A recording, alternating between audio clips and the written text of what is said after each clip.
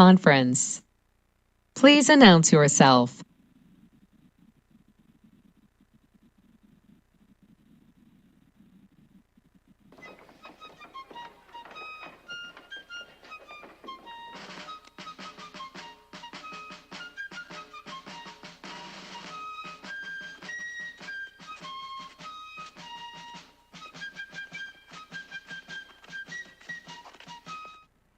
Liberty's Guardian, Guns and Ammunition, a family-owned business located in the heart of Ohio's hunting country. Let us help you find the right shotgun or rifle for you. Or if you're looking for a pistol or concealed carry, we have a nice selection of compact and subcompact pistols for that too. Check out our website at www.libertiesguardian.com. That website again is www.libertiesguardian.com. Go to the website and check out our selection today.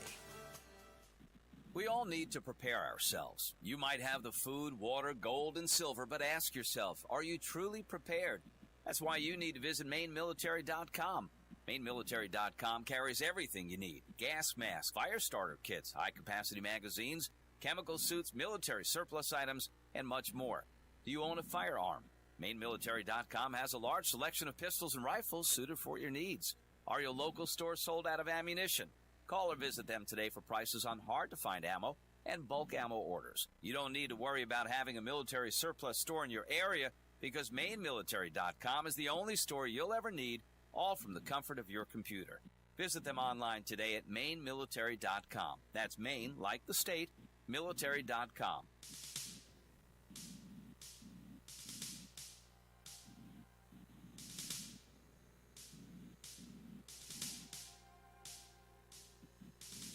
I had a dream the other night that, well, I didn't understand. A figure walked in through the mist with a flintlock in his hand. His clothes were torn and dirty as he stood there by my bed. He took off his three-cornered hat, and speaking low to me, he said, "We fought a revolution to secure our liberty. We wrote the Constitution as a shield from tyranny. For future generations, this legacy we gave. In this, the land of the free, home of the brave. The freedoms we secured for you, we'd hoped you to always keep. But tyrants labored endlessly while your parents were asleep. Your freedom's gone, your courage lost. You're no more than a slave. In this, the land of the free and home of the brave. You buy permits to travel and permits to own a gun. Permits to start a business or to build a place for one. On land that you believe you own, you pay a yearly rent, although you have no voice in saying how the money's spent.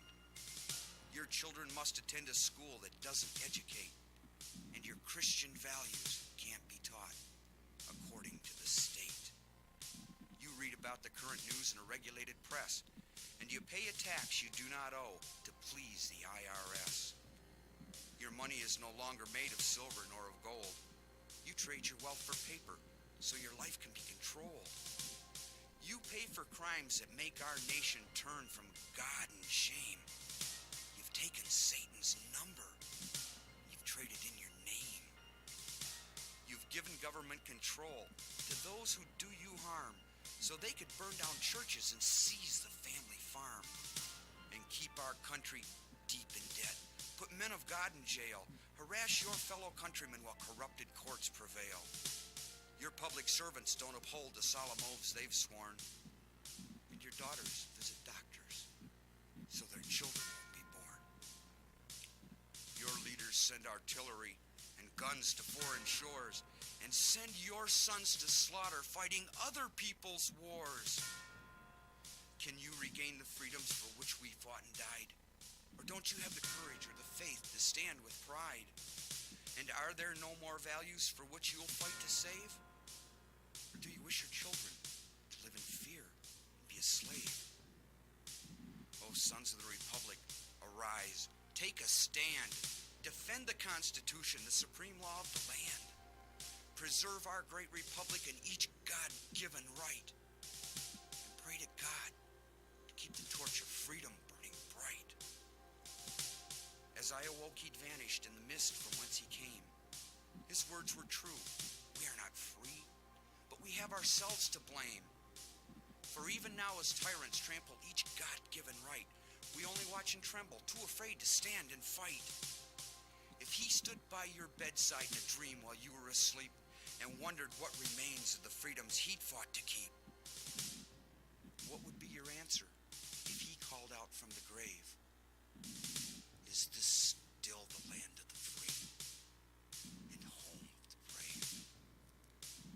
God bless you, and God bless this republic.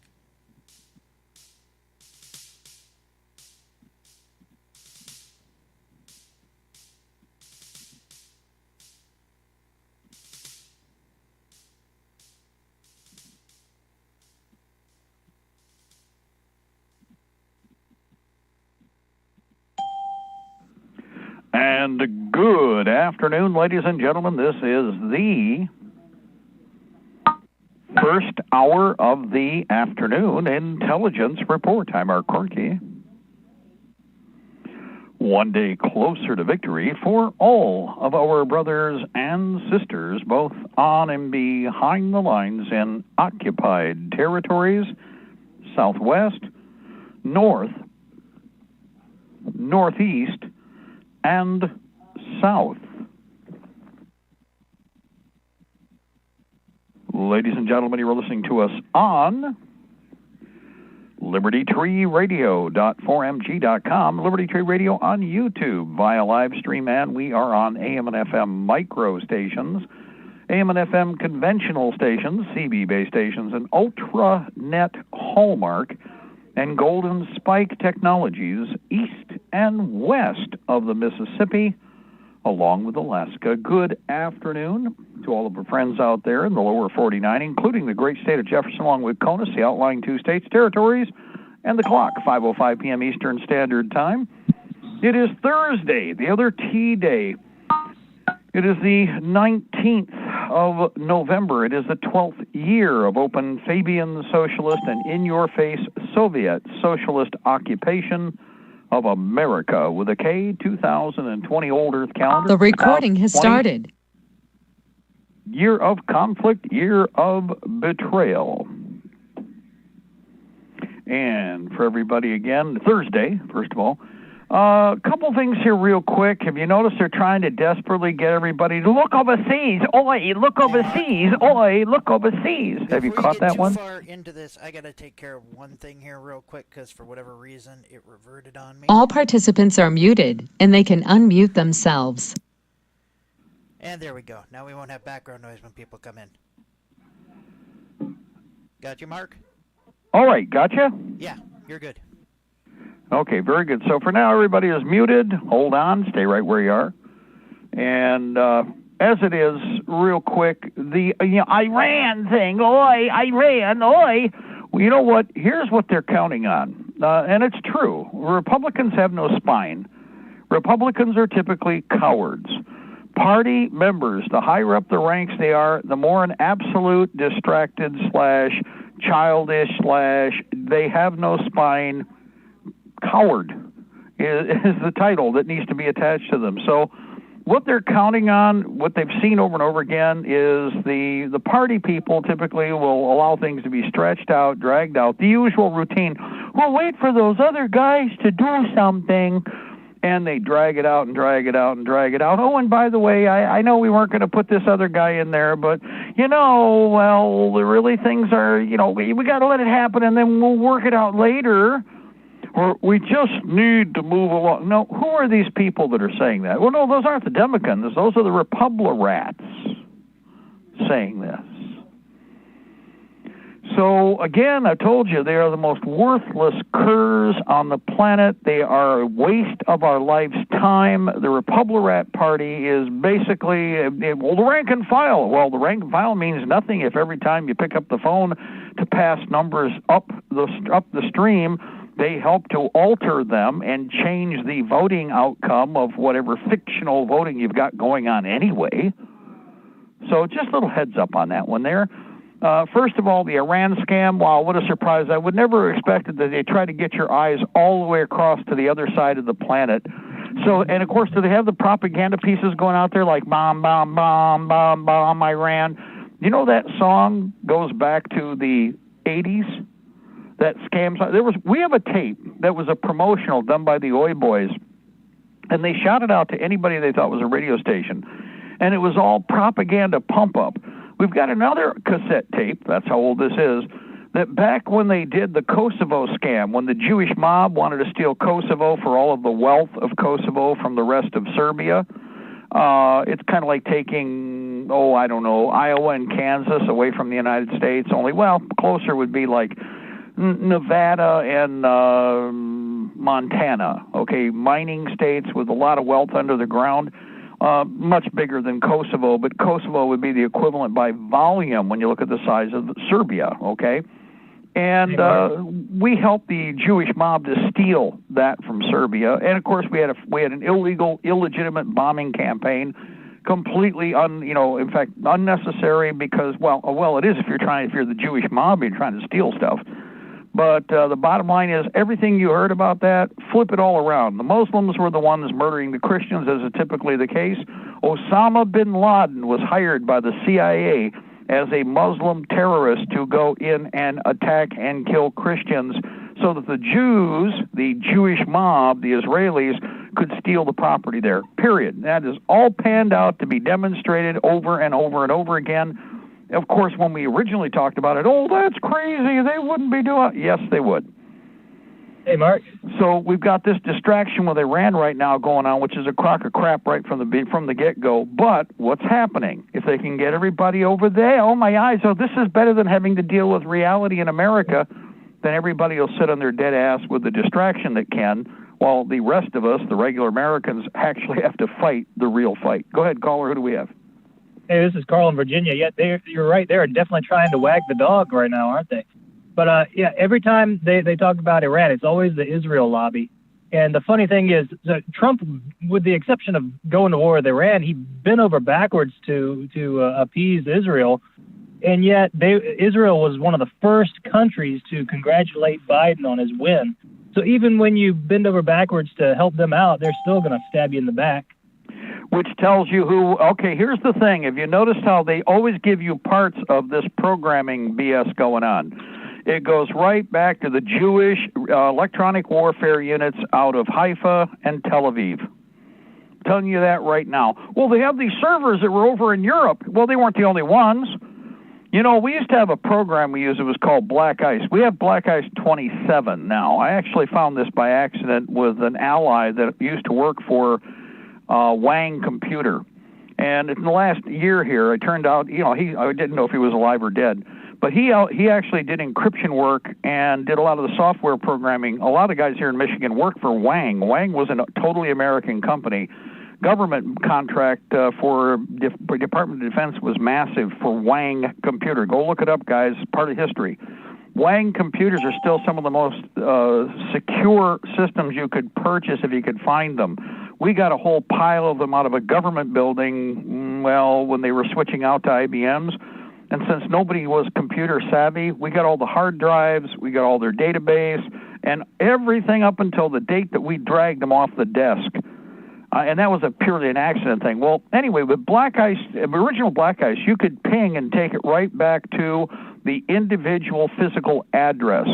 Black Ice 27 does the same thing, but faster. Because, needless to say, the system has gotten faster. So Black Ice 27 is like obviously, the 27th generation of this technology. And it works phenomenally well. But what I understand, everything they trace back on this stuff goes back to Haifa, Tel Aviv, and the outlying suburbs. So you tell me, people, with exactly what you're talking about with the Oi Boys. Well, the Oi Boys are playing both sides. Okay, number one, it's like what happened with the media. Okay, Carl, were all the controlled press basically communists? Aren't they all pretty leftist, right? Pretty much, right? Except for one. And there was one and only one. And what was that news service that was supposed to be conservative? What was its name? F something or other. Was it FAUX? Fox? Now, you've been listening for a little while, I think, and I've referred to them that way for quite some time, haven't I? Fox News?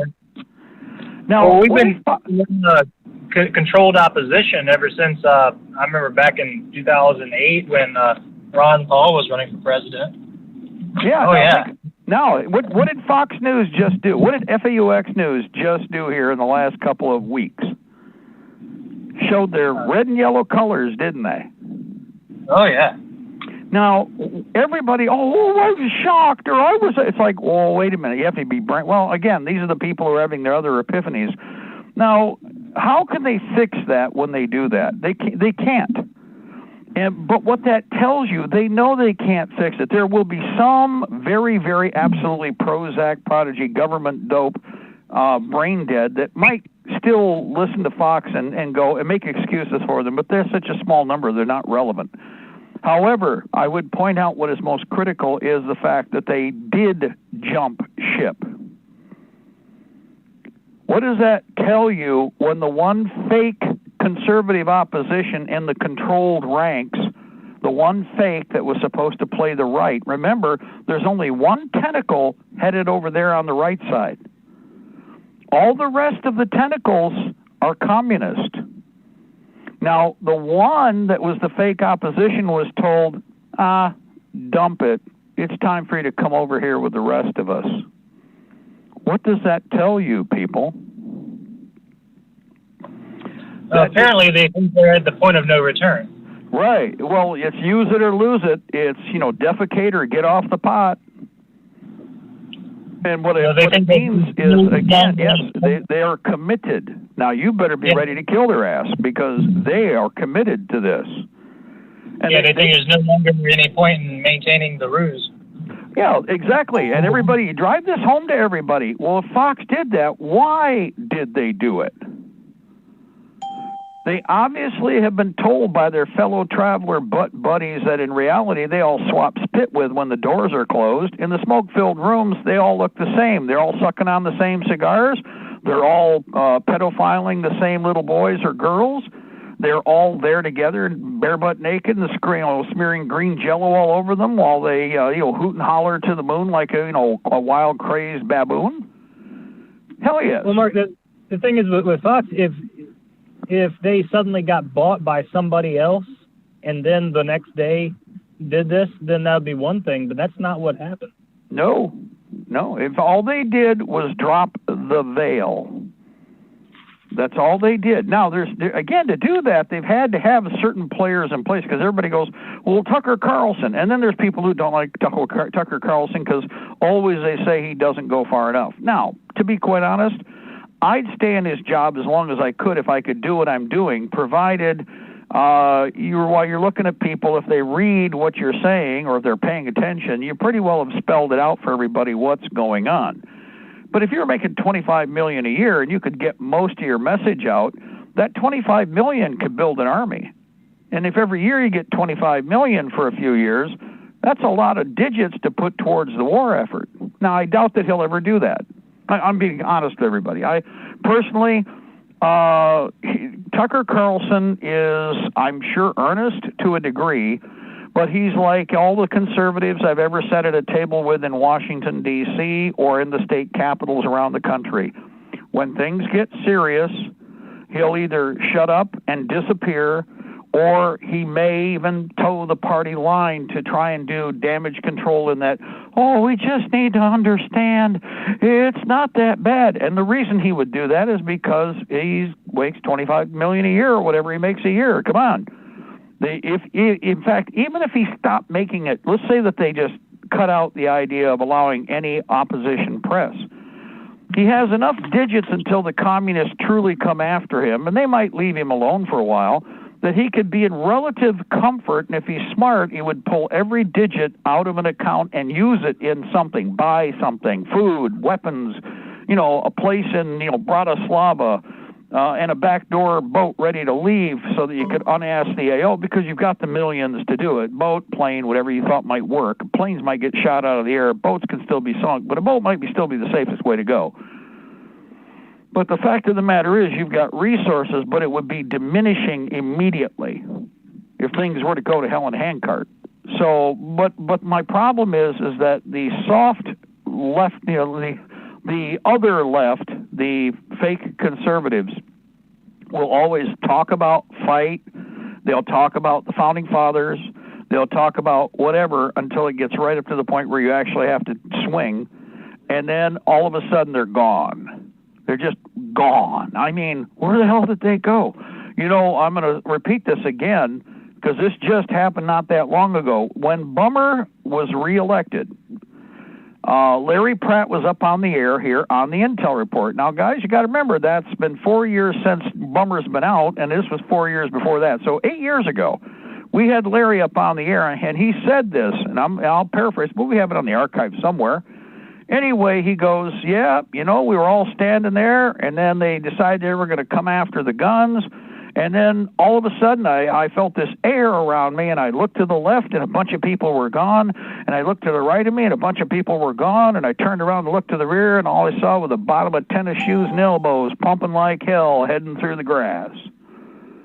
He goes, that's the reality of Washington with regard to the conservatives, the Republicans, the cowards. Okay? Now, use them for as far as they'll go, because as long as you can keep, you know, numbers up there, remember the other side's got to do the picking and sorting on their side, and they can't be sure of everything. So in the meanwhile, you are actually making sure you're digging in better, have better technology in hand, and are ready to wage effective war when the time comes. The same thing happened when the Oklahoma City bombing took place. We were ready for that. Contrary to what everybody, oh man, it was the end. The only people that will ever blab that it was the end of the militia. No. Let me remind you of something. What that was the end of were the flabby cowards that we knew were the flabby cowards, all rolled sideways while we dug in our heels and closed ranks and held the line. I want you all to remember that. When you hear somebody go, the militia fell apart, most of these fools literally didn't know what to do that were the, like I said, the mock conservatives, the sports bar types, okay? Like I said, well, this is like a tailgate picnic, and it's not really all that serious. Let's go get a pizza.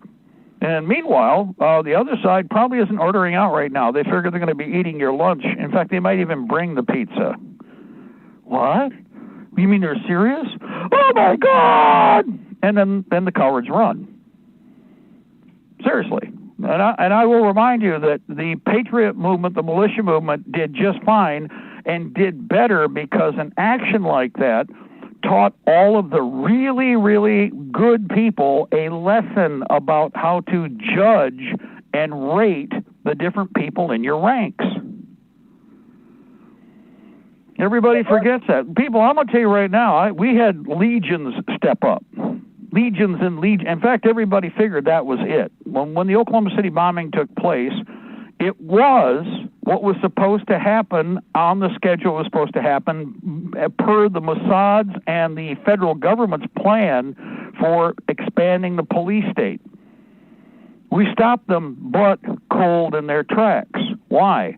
Because we didn't blink. Oh, there's some people who pissed their pants and ran, and those are the ones who tell you, oh, that was the end of the militia. No, that was the end of their participation, and so they were talking. If you hear anybody talking about that after that time, and they claim that they ran like hell, then they have no clue what happened. Why? Because they ran like hell. Yeah. Hey, Mark, I remember right after the Hutari situation happened, we had a guy from our unit who just poof disappeared. He wasn't answering his phone. He wasn't. I mean, yep. He just disappeared from the face of the earth. And then like 6 months later, finally, ran into him out in town. And he's like, "Oh yeah, I'm not gonna lie, I was kind of spooked when all that happened." But guess who's not on our team anymore? You know what you know about who you know. Because you see, what typically happens, and we actually had that with 2 or 3 characters, the same thing. It was so important. They were impotent. They needed to be in charge of this, or they were like command poobahs, okay? But not taken very seriously as I recommended because, and again, always have plans, guys, alternate plans, and then alternate plans. And you know what's funny is that 2 or 3 of those people, I was standing right there as we got the first information and had more specific data about what was happening in our state here, and we were mobilizing for war.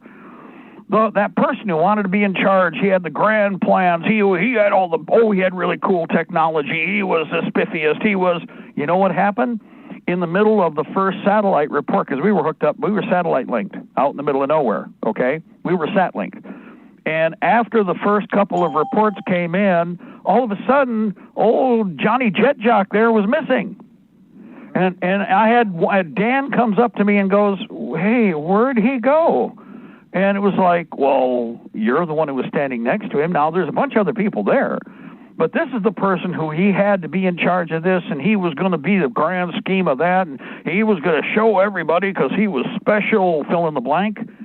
And as soon as it even looked remotely serious, if you had centered your work upon that creature, you'd have been screwed. Seriously. Now, remember that, because this person had done this before, and I did mention this. I said, well, what happened the last time something serious took place? This person disappeared for a year, but then comes back out of hiding, and I'm so much more special than everybody else. Oh, I'm very important because I have all this, really great, knowledge, blah, blah, blah, blah, blah. But in no way, shape, or form was that person going to stand on the line or make any effort. At least, guys, you might at least work on the fly. Oh, no. Like you said, Carl, this person just plain, where in the hell did he go? Now, I know where he went. I got a real good idea where he went. And sure as hell, that's exactly what I suspected is what I expected. It happened. But it was not one of those situations where, oh, my God, what are we going to do? We lost blah, blah, blah. No. In fact, I'm going to tell you something. It's like I've repeated. You're at war. I suggest that you people start reading things that are more realistic than the Hollywood movies, or reading a lot of the other junk that's out there. Go to the real battlefield accounts and information bases and start looking at numbers. When you lose, even when, like, say this happens, 10% of the people that are standing there aren't going to show up, which, by the way, will happen. And it can happen for not intentionally even. Guys, got to remember that you're a militia. You're not a regular army unit. People can be halfway across the country, and they hate that. But it can happen. I've always warned everybody, what do you do if you were, half the country away, and all of a sudden the power goes out, or the government kicks in the FEMA camp, FEMA detention, FEMA checkpoints? You've got to infiltrate back through how many pieces of real estate to get to here. You better have a plan for where you are when you go. And you better have a plan for the possibility of having to infiltrate progressively back. And it won't take you only a day or two. It's going to take a lot longer. If you can act quickly, it would take less time.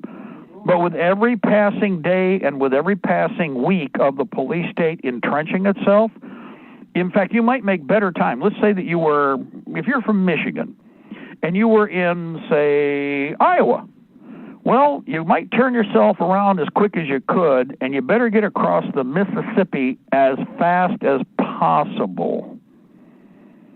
If you were in Iowa and you were thinking you're going to cross country back to Michigan, get yourself across the Ohio, if you can, with a four-wheel vehicle as far as you can. Even if it would just be over the bridge, and then, wow, they really start locking stuff down. Why?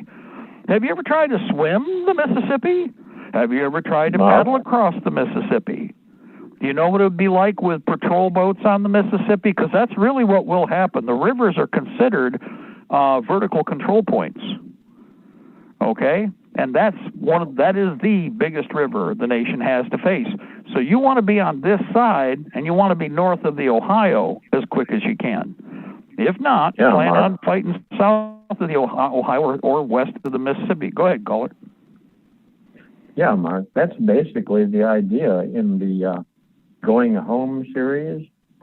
I believe I mentioned it once before. This man is on a business trip actually, he's on his way home, but 2 or 3 states from home when an EMP attack, which is apparently started by rogue elements in the government, rogue elements, which it wouldn't be in our world, but he has to make his way home over several states. But fortunately, he is somewhat prepared, as we all should be. But it is a series which I can recommend because it's both somewhat technically accurate and a good read. The Going Home series by A. American. Just my thought and recommendation. I'm out. Well, again, one of the most important things here is the earliest possible stage, make the greatest distance you can with the technology in hand. In the earliest stage, people are less likely to husband things that will be very, very critical later, okay?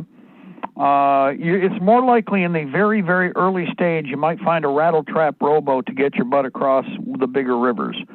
But with every passing day, the value of everything that is man-made and is left intact and that is unrestricted will progressively be pressed into service by everybody who realizes, I can't use this, maybe I'll try that.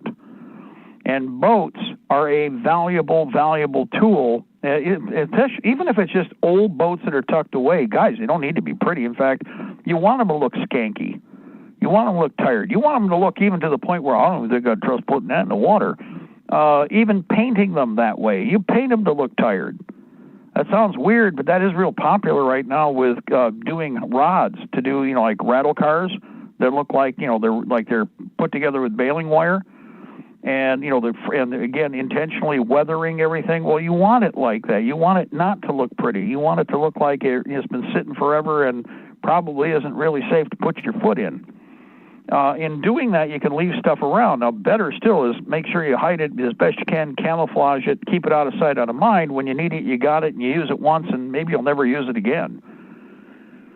But in this case, example is a percentage of the people the night that Hutari was attacked, we had what I think out of the 5 militia commands that were in motion, three of the largest in the state, were actually having one training exercise or another with one formation or another. So it was really crappy timing for the other side, but then again, they got to attack you sometime. So the unit on the farthest side of the state had probably the largest group of people, about 480. The number I've heard is as high as 540. I don't care. More people mobilized as quickly as they could. That unit on the other side of the state didn't know where to go, but also figured, well, if they're attacking Hutari, they might be coming after us. So kind of like the problem with the April 19th, 1775. On April 20th, most states weren't thinking about sending any help to anybody else, guys. As the attack first started with Concord and went on to the Boston siege, the first thing everybody's going to do is look to their backyard. And so one of the things that everybody started doing, for instance, over north of Grand Rapids, was doing a body count and confirming where people were and hunting the Fed. That was the number one effort, and since they already had mobilized, they immediately started hunting the Fed. Now, in the middle of the state, and we were in the middle of the state at that moment, the 2 other units, the one was a support unit, and it actually moved faster. And I have to say this about operations. I've worked with active military, reserve, and National Guard. I worked with Army, Navy, Air Force, and Marine Corps. As an OPFOR commander, I trained all of those, okay? And I'm going to tell you the most motivated and successful units in operation were support units, were like what you call the mess kit battalions or the mess kit companies. And typically, the formations tried harder, did a better job, took their task seriously, and usually performed better across the board. Seriously. And what was interesting is we had come out of a communications hole, were informed of what was going on, bridged that problem with the satellite uplinks, which hooked in, we hooked in first 1, then 3, then 5 different sat uplinks from different locations. Plus, we bounced off of the enemy's 800 meg system. They had no clue. They never do. And from there, we were able to send out all of the messaging to get everybody mobilized and then start turning towards the south. But in each case, I got to tell you, for the first hour and a half to 2 hours, while they were mobilizing and even moving, I mean, come on, we can move across the state of Michigan in 3-4 hours, okay, 6 to 8 hours across, from top to bottom at a reasonable pace, and then across the whole of the state from Wisconsin to here in about 10 to 12. And the bridge being the block point. That would be the choke point, the Mackinac Bridge, which isolates, kind of like north-south, two different peninsulas, two different pieces of real estate. But you don't just drive down the road until you've got force available so that anybody moving down the road is able to move effectively. We're not going to roll into an ambush. One of the first things we did was sent pickets down the road. Scouts, okay? We call them pickets because they're actually they're force fighters, okay? 1, 2, or 3 vehicles. Those vehicles went down the road, each of the progressive highways, and then platoon or company strength detachments move both with a primary road and parallel roads with the option to be able to engage given the option of contact opportunity. The policy is exterminate any point of contact on the road. If it's an ambush, it becomes a death zone for the enemy trying to ambush. Whoever the ambusher is, they will be contacted and they will be destroyed. Now, the pickets, the scouts, were able to actually work all the way down here to Ann Arbor, Michigan, and actually surveyed the entire area around Ann Arbor to include the Hogback Road area, which is where they were holding Hutari initially. Again, where nobody was sure of location and control, because it's as likely as not when the skanks grabbed the guys that they didn't just run them right into Wayne, over to Wayne County, Michigan, Detroit. As it is, we still had to get confirmation. There are people in uniform who were able to give us the wink and the nod on that, and also on force strength and who was doing what. But I would remind you that the first night, remember, they didn't grab everybody, and in fact, they were hunting for one of the sons, who, by the way, they had no justification going after any of them, but they were going to go out of their way to do this. So we actually were pivoting right down into the Hillsdale area, which, by the way, we just had this incident with the Antifa crowd. Remember trying to go after Hillsdale? Basically, we did the same thing with a little more finesse this time around with the Hutari. Now everybody's understanding what I've been saying for decades. We have to be able to pre-deploy. We have to bring force, force to bear where it's needed, and then focus it, diamond cutter. When the guys were being hunted down in the Hillsdale area, and by the way, they were betrayed by people that they thought were trustable. By the way, who were all the southeastern Michigan, Rose crew. Okay. In the process, by the time we got people and force into place, we were able to find out approximately where the activity was. And by the way, the sheriff's departments and some other people were able to give us a very, very specific, area of interest. Well, by the time we started to deploy, they picked everything up and ran like hell. Okay, so we had actually, now we were in a running chase to try and grid and cut them off as much as anything. And they rolled up the sidewalk and ran, people. They rolled up the sidewalk and ran like hell because they knew that they were being hunted. See, all these conversations we're having right now, when the Hutari thing took place, we might not have, that would have been enough right there, and that would have been it. So, as it is, eventual intelligence, gathering was successful in, allowing us to get a picture, but again, then the decision was, well, again, making contact with the family members. What do you want us to do? And then, of course, everybody did the we need to be reasonable stuff. This gives everybody also an excuse to be reasonable, which I will warn everybody this time around, you just can't do. As this escalates, like I said, my fault, your fault, anybody's fault, you're going to get shot first if you're the enemy, and it's going to be hard. We just don't have any choice. We've got to win. If you make contact, you have to exterminate the other side because they're going to go back to the cop bar or the secret police bar or the UN bar. They're going to laugh their ass off about how they pulled it over on Well, we aren't going to let them get back to the bar. That's just how it's going to work. And everybody's pretty well having their epiphany on this. And the more people I talk to, it's rather fascinating. Everybody pretty well understands this. And now watching what we're seeing happen here, I mean, what is the date today? What was the election day? What's the day now? Oh, and they're still just not sure.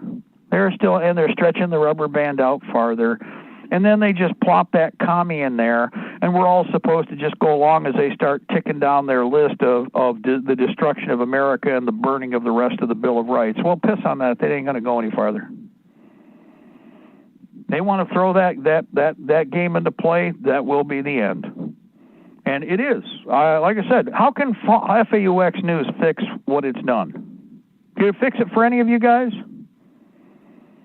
I want you to think about that, because everybody go, well, I watch some of the, I even spot check Tucker Carlson. I don't watch sometimes all the stuff all the way through, because I know that, where the limit is. And if you listen for key points, and remember that after you cover the basics, then you kind of regurgitate it by getting into micro when you're doing interviews and analysis like that, the way they're forced to do. So once you get the basics, you can almost do a Reader's Digest version, slide it forward, blah, blah, blah, blah. No, I don't even hear that asshat. Goodbye, bloop, and blah, blah, blah. Okay, there we go. There's something interesting. But the fact of the matter is that the other side is going for the gusto. So you need to be prepared. You aren't going to get caught flat-footed. Nobody is at this end, as far as all the people I'm talking to. And all the other people I'm not talking to. I'm the nice group. That is true. At least I'm somewhat nicer than the other people the bad guys are going to have to deal with. That ain't going to last long. All of it's out the door. We already were taught. It's like you want to, even right now, we got a group that was grabbed on the western side of the state. Notice how they've shut up completely about that? Because as more and more of the truth comes out, it's like the Hutari case. The whole thing was a lie from the get-go. How is it that any idiot or fool could believe anything that the controlled press or the FBI says, when that same fool or idiot who says that the FBI is telling the truth will tell you that the FBI was lying for 5 years about Donald Trump? If they've been lying for 5 years about Donald Trump, don't you think that, what do you think, they just picked up on this idea of lying? Oh, no, they never did. Oh, no, it's that selective schizophrenia thing. Okay, as far as I'm concerned, it's like, really? Okay, how about you understand something? Now everybody's frustrated and pissed because the press is lying about Trump and the FBI is lying about Trump. Hey, now you know how everybody in the Patriot movement has been disgusted about all the idiots and fools who listened to the controlled press selectively. That gets everybody real tired real fast there. Well, but again, that's why we don't take too many of that crowd seriously. Here's another thing you might notice. I don't go out of my way to recruit just everybody. Okay, now you people have to make a decision on that for yourself, but I've mentioned this many times. I pass information on as needed, but most everybody is quite select.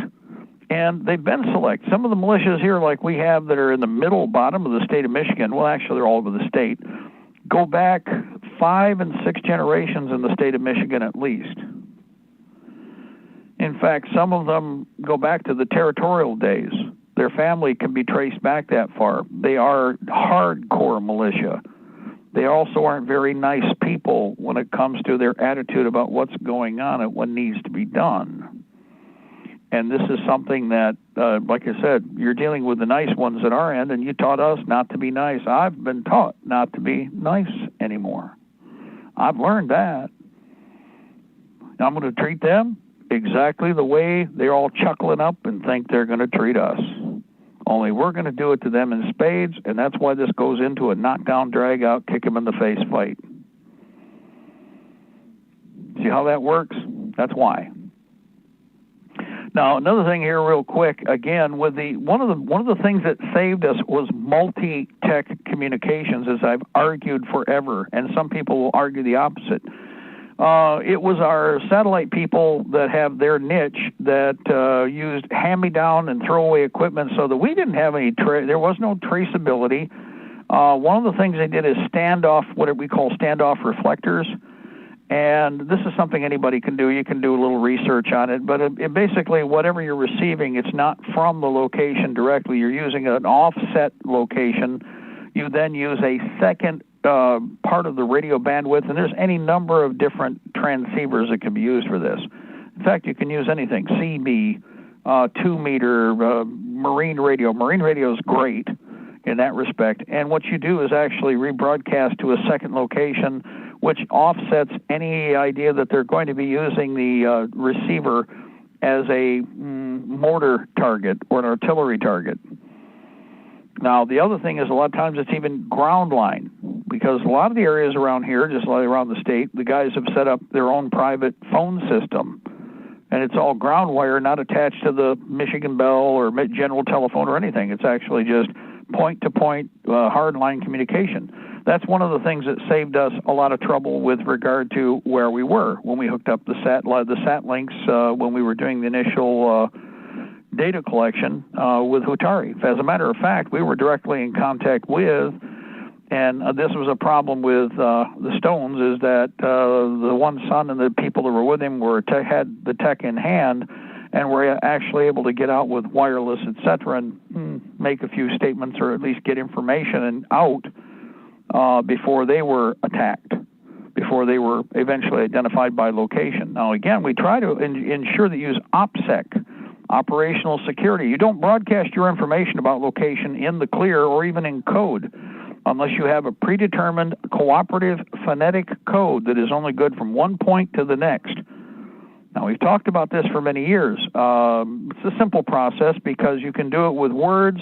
You can create a conversation, but the words by number and by location are used to construct from a code book. And what is the code book? Paperback books. You grab a couple of used paperback drama novels, girl novels, fiction novels, odd man out. It's got to be stuff that is just totally inane. And using those books, you have the same book at each end. You use a combination of page number and paragraph and then line, okay? And you can actually map out a complete sentence in a very short period of time. Now, here's the other thing. Remember that when you create a word, that word, you go to a second text, which is a code text, and that word means an entire statement or a paragraph, or, it could be a sentence, could be a part of a constructed sentence. And there's a whole simple process. So simple it's ridiculous, but so effective that it's unbreakable. These types of codes are unbreakable. They're absolutely impossible to work with. You can't roll through them. You can try to electronically countermeasure what's being done. They can jam and slam. They can null the entire area, which, by the way, is not really great for enemy signal communications, depending upon what they want to do. Because if I realize that you're nulling an area / trying to block all signal and transmission, I'll light my stuff up. And between the two of us, nobody's getting through with anything. No 800 meg, no 900 meg, no 2 meter, no nothing. None of the VHF, UHF, police, or military. You'll all be down. It'll be a big, dark hole where all of a sudden the battlefield is pretty even. You won't even be able to call out for artillery or for air support, which means the first thing that aviation will be doing is trying to identify your countermeasures locations. And I've told you before, we already understand it's a fire and forget thing. If you turn that kind of technology on, you walk away and leave it and go set up the next one. Because in a little while, or after a while, you're going to hear, but you will hear it from a distance because you won't be there.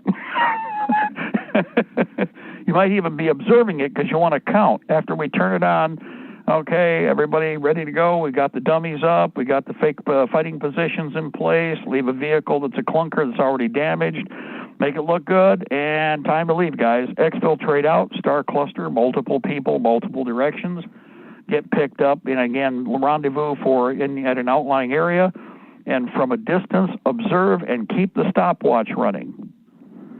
What do you do that for? Well, after we turn it on, we'd be curious to see how long it takes for them to drop a bomb on the place, right? Oh, you mean you don't just panic and forget and act like they do in the movies? No, everything has follow-up. 16 minutes and we're still jamming.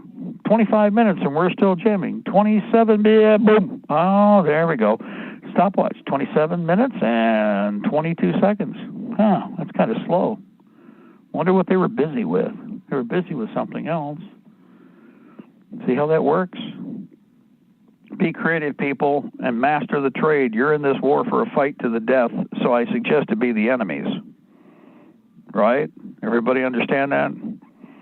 Another thing, remember, as we pointed out, obstacles works both ways, but the other side does have the ability with, Amphibious technology is available, but amphibious technology, in other words, the tech that's out there, if you start really slamming it, it has a tendency to leak and sink. Bigger the obstacle, a water obstacle, like big rivers, the more they have just as many problems as you do in crossing. So putting a big piece of water or an obstacle with rolling terrain is really a good thing and to your advantage. If you're going to fight armor, there's 2 books that we've put out now. One of them, if you go to libertytreeradio.4mg.com and then go to our donation page, scroll down through, you'll see the militia anti-armor manual. That's how to hit, okay, that where to hit. And the basic philosophy doesn't change even though upgrades have taken place. The second is how to employ where to hit, how to employ the technology so that you can hit. Where Michigan is got, just like every state's got a mix of real estate. We got flatlands that are just, for as far as you can see, the Monroe Basin just south of us, flat as a pancake from, for a quarter of the county. You can see to the point of haze in the distance with flat farms. But the farther north you go, and especially when you get here to the Jackson Rill, where we are, we have phenomenal terrain for anti-tank work, for choking armor. The other thing, we have a lot of water obstacles. Now, is that going to stop LAV-25s or even some of the other vehicles that are available out there? And there's many, many others. But the LAV is the one that reason I mentioned the LAV right off the top of my head, the LAV-25 has been given to a lot of cop shops around the country, and you're not supposed to remember this. They gave whole fleets of these to every state for the state police to be used against the American people. They're swimmers. Now, here's the thing, 2 ways to look at it. Oh, my God, all these departments have LAV-25s. Or, wow, look at all those LAV-25s those departments used to have that we now have. Do you know how to drive those? Oh, hell yeah, you did for like 10 years in the Marine Corps, right? Yeah, I was driver, crew commander. Yeah, I even got all my old headgear. I got all my helmets and everything. All I got to do is plug them right into their unit. Yeah, we do.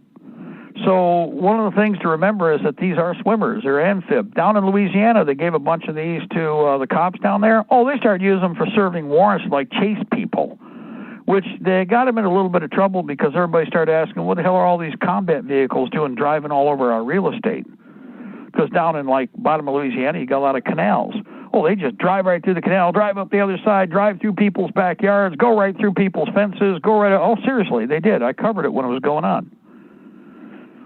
Okay, there's pictures, photographs. They were like, oh, wow, this is cool, except that all the property owners are like, no, this is not cool because it's like a multi-ton vehicle and it kind of leaves ruts, about, 6-8 inches deep in our really soft soil or in my front yard or through my garden, and you just ran over my dog and the dog was on a chain and he couldn't get away. They were doing this. Now, the good thing is, even if they do swim, you know what? There's a lot of spots where they can bring that nice underbelly right to where I need that premium shot. And there's plenty of places where I can stop the whole group in a bunch of trees and rolling terrain with swamp in most directions and more big trees. And you don't drive through there like a bulldozer. You're stuck right on the road where I put you. Boom! I've talked to people who told me about how the underside of some of those got perforated quite well. Well, and again, this is where there's a lot of simple technology that'll deal with it. Remember, in most cases, if we can capture it intact or if we can stop it, then you can burn it. What happened with the Ukrainian invasion, the Western Ukraine invading the Eastern Ukraine, guys, the only thing the Eastern Ukraine had was regular leg militia units with whatever they could grab and find out of the arsenals.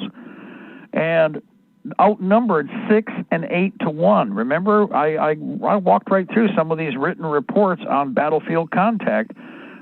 These guys literally outnumbered in a massive way. Neither side was equal. The other side, the Western Ukrainians, with all the resources they had support columns coming up from the rear. Well, what did the militia units do? First, they let the enemy invade a town, then they came through a second.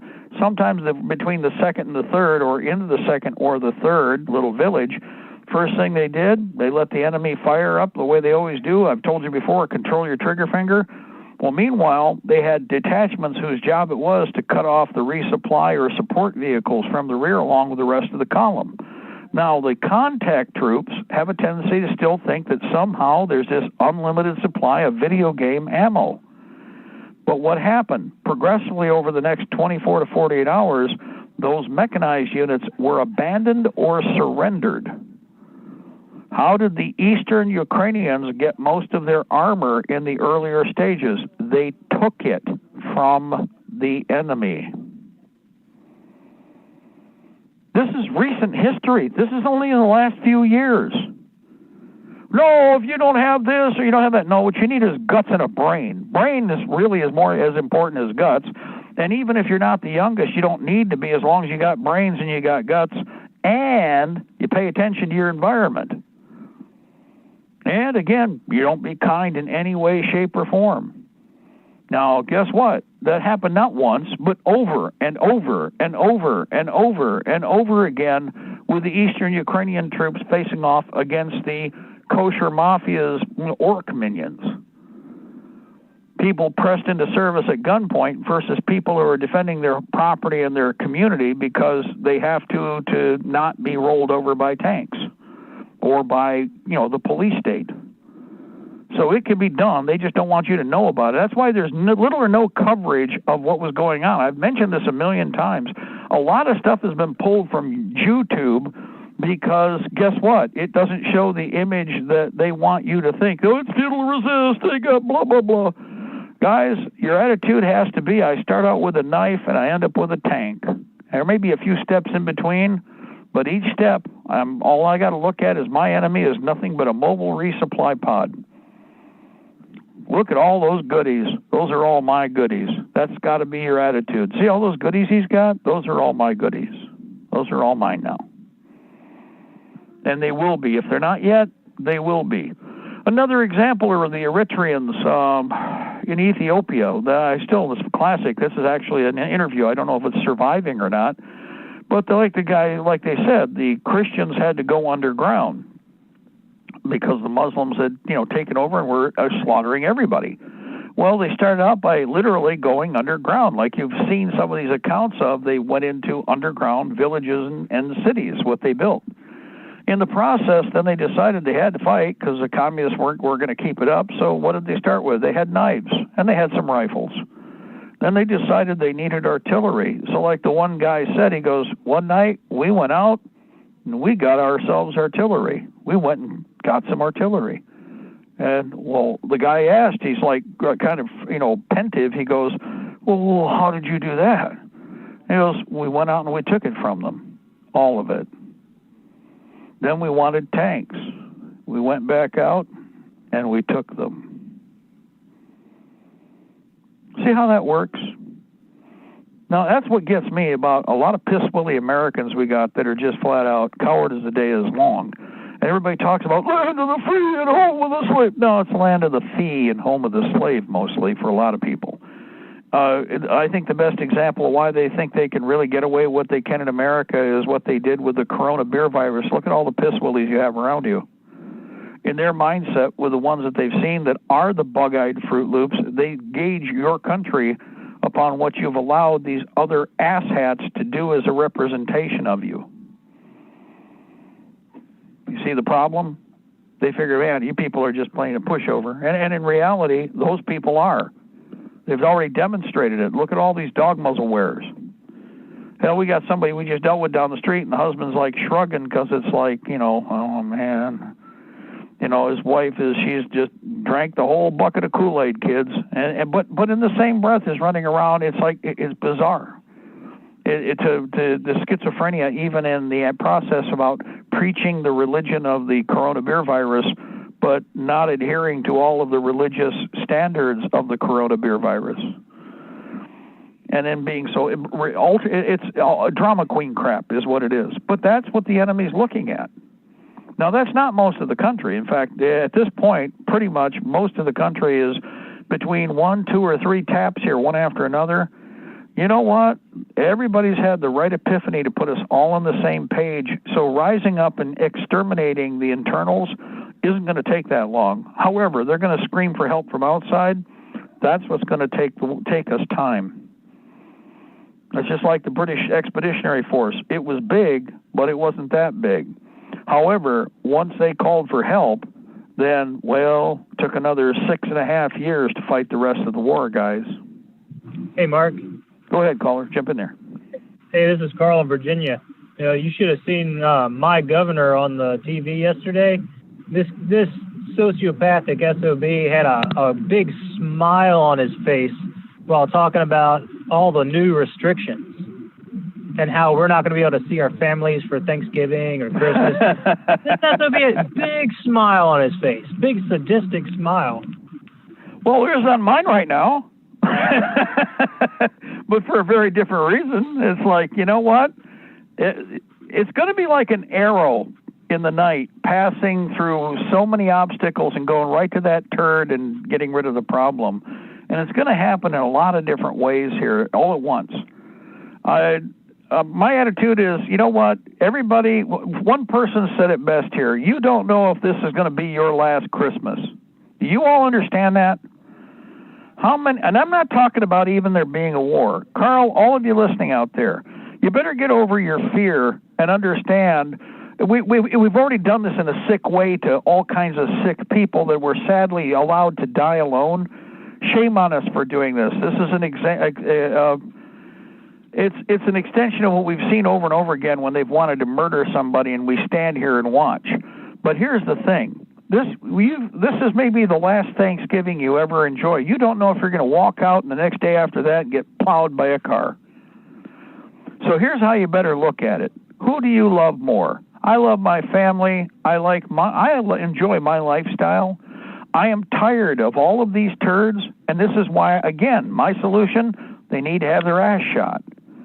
If somebody's going to come out on a holiday and piss with me, in a situation where there's absolutely no reason for him to be there, and there is no reason, then that is an act of war, and we need to bring shovels and guns, and I'm not joking. I think everybody should take a shovel with them, and they should walk when they get out of the car, everybody bring a shovel, a good one, and stick it in the ground at the end of the driveway like a cluster of like banners. And everybody needs to leave their shovel by the end of the driveway and have one person, one family member, if somebody wants to smoke, go out there by the end of the driveway and keep an eye on things. Some cop shop turd shows up and it's like, there's a lot of people here? No, not as far as you're concerned. Well, I gotta say, you see those shovels? What? You see those shovels right there?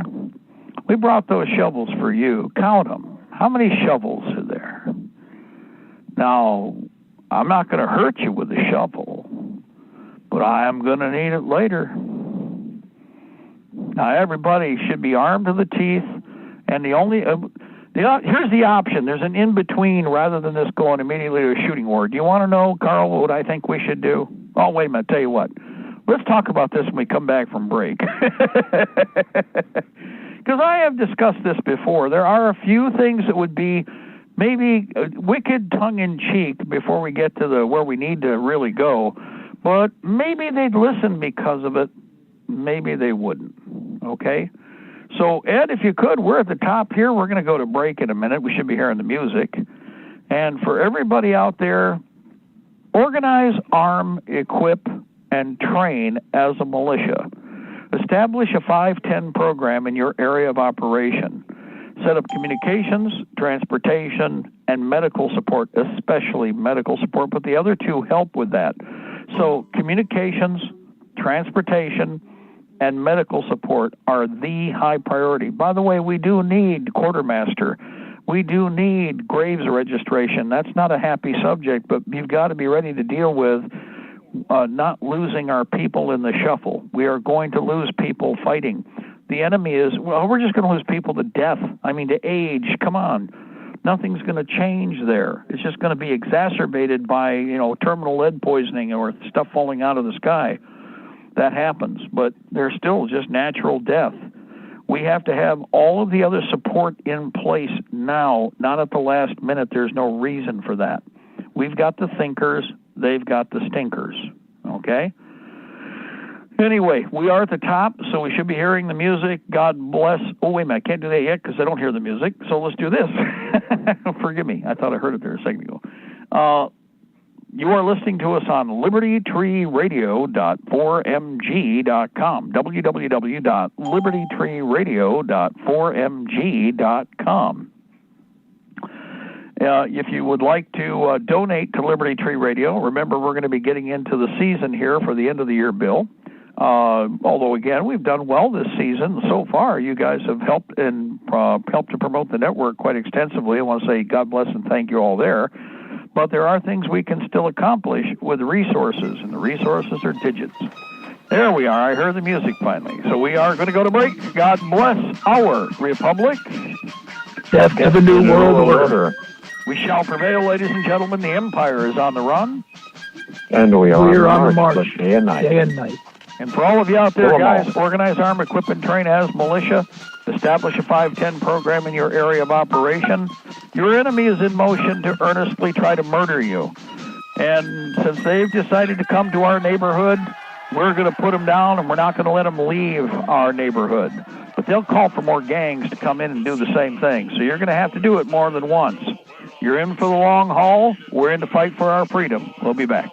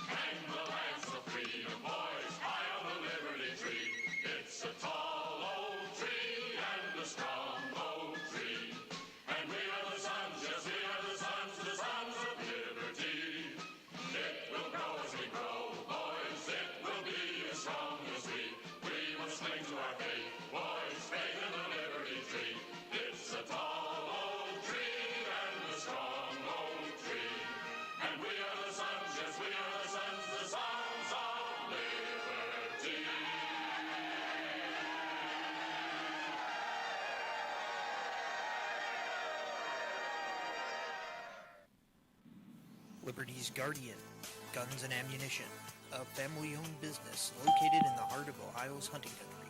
Let us help you find the right shotgun or rifle for you. Or if you're looking for a pistol or concealed carry, we have a nice selection of compact and subcompact pistols for that too. Check out our website at www.libertiesguardian.com. That website again is www.libertiesguardian.com. Go to the website and check out our selection today. We all need to prepare ourselves. You might have the food, water, gold, and silver, but ask yourself, are you truly prepared? That's why you need to visit mainmilitary.com. Mainmilitary.com carries everything you need. Gas masks, fire starter kits, high-capacity magazines, chemical suits, military surplus items, and much more. Do you own a firearm? Mainmilitary.com has a large selection of pistols and rifles suited for your needs. Are your local stores sold out of ammunition? Call or visit them today for prices on hard-to-find ammo and bulk ammo orders. You don't need to worry about having a military surplus store in your area because MainMilitary.com is the only store you'll ever need, all from the comfort of your computer. Visit them online today at MainMilitary.com. That's Maine, like the state, military.com.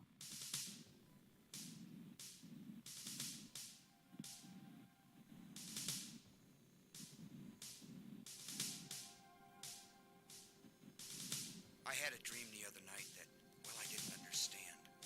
A figure walked in through the mist with a flintlock in his hand. His His clothes were torn and dirty as he stood there by my bed. He took off his three-cornered hat, and speaking low to me, he said, "We fought a revolution to secure our liberty.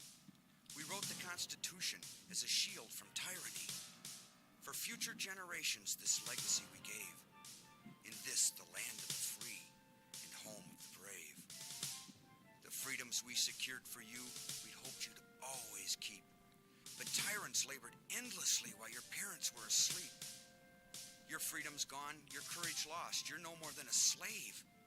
In this, the land of the free and home of the brave.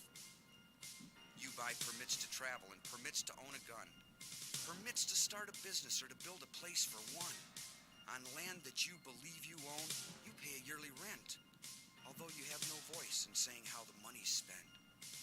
Your children must attend a school that doesn't educate, and your Christian values can't be taught according to the state.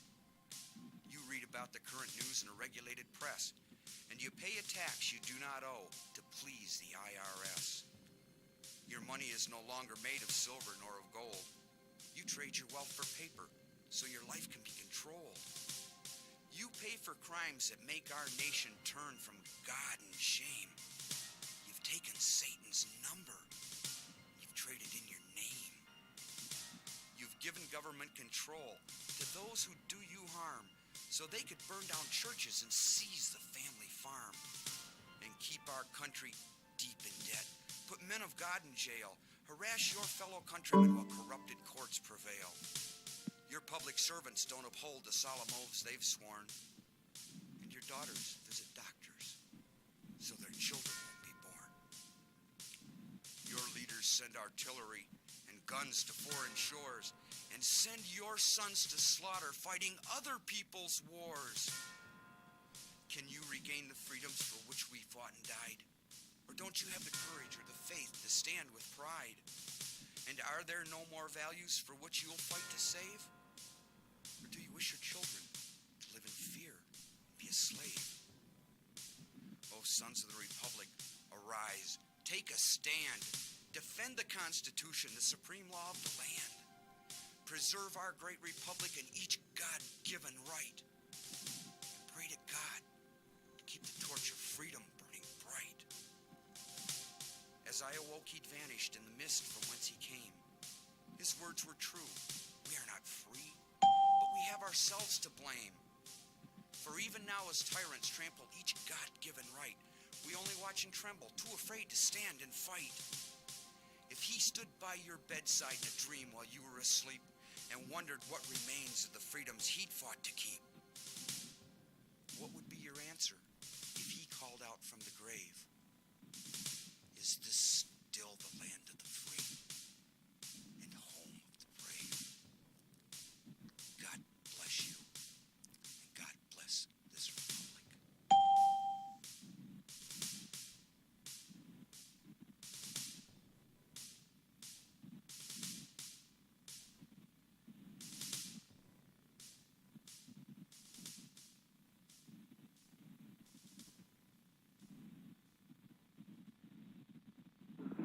Remember your training and you will come back alive. Good afternoon, ladies and gentlemen. This is the second hour of the afternoon intelligence report. I'm Mark Corky. One day closer to victory for all of our brothers and sisters, both on and behind the lines in occupied territories, Southwest, East, Northeast, and South. Ladies and gentlemen, you are listening to us on Libertytreeradio.4mg.com, Liberty Tree Radio on YouTube via live stream, and we are on AM and FM micro stations, CB base stations, and UltraNet, Hallmark, and Golden Spike technologies east and west of the Mississippi, along with Alaska. Good afternoon to all of our friends out there in the lower 49, including the great state of Jefferson, along with CONUS, the outlying two states, the territories, and the clock. Somewhere it's midnight, somewhere it's midday. Here it's 6:12 p.m. Eastern Standard Time. Hey, that's halfway between that other one.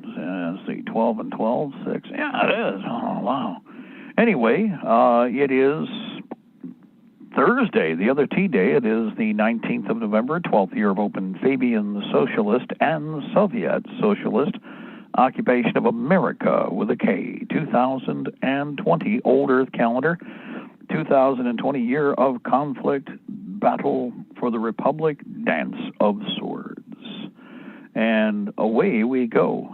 By the way, the poem that you hear at the beginning of the program, for everybody out there who's new a listener, that is a poem, Visitor from the Past, written by Thalen Polk, a Vietnam War veteran. He did a bunch of poetry while he was in Vietnam, came back and did a whole bunch of other patriot poetry, and made an entire series of text and separate essays and presentations. And Visitor from the Past was part of the original poetry book that he did.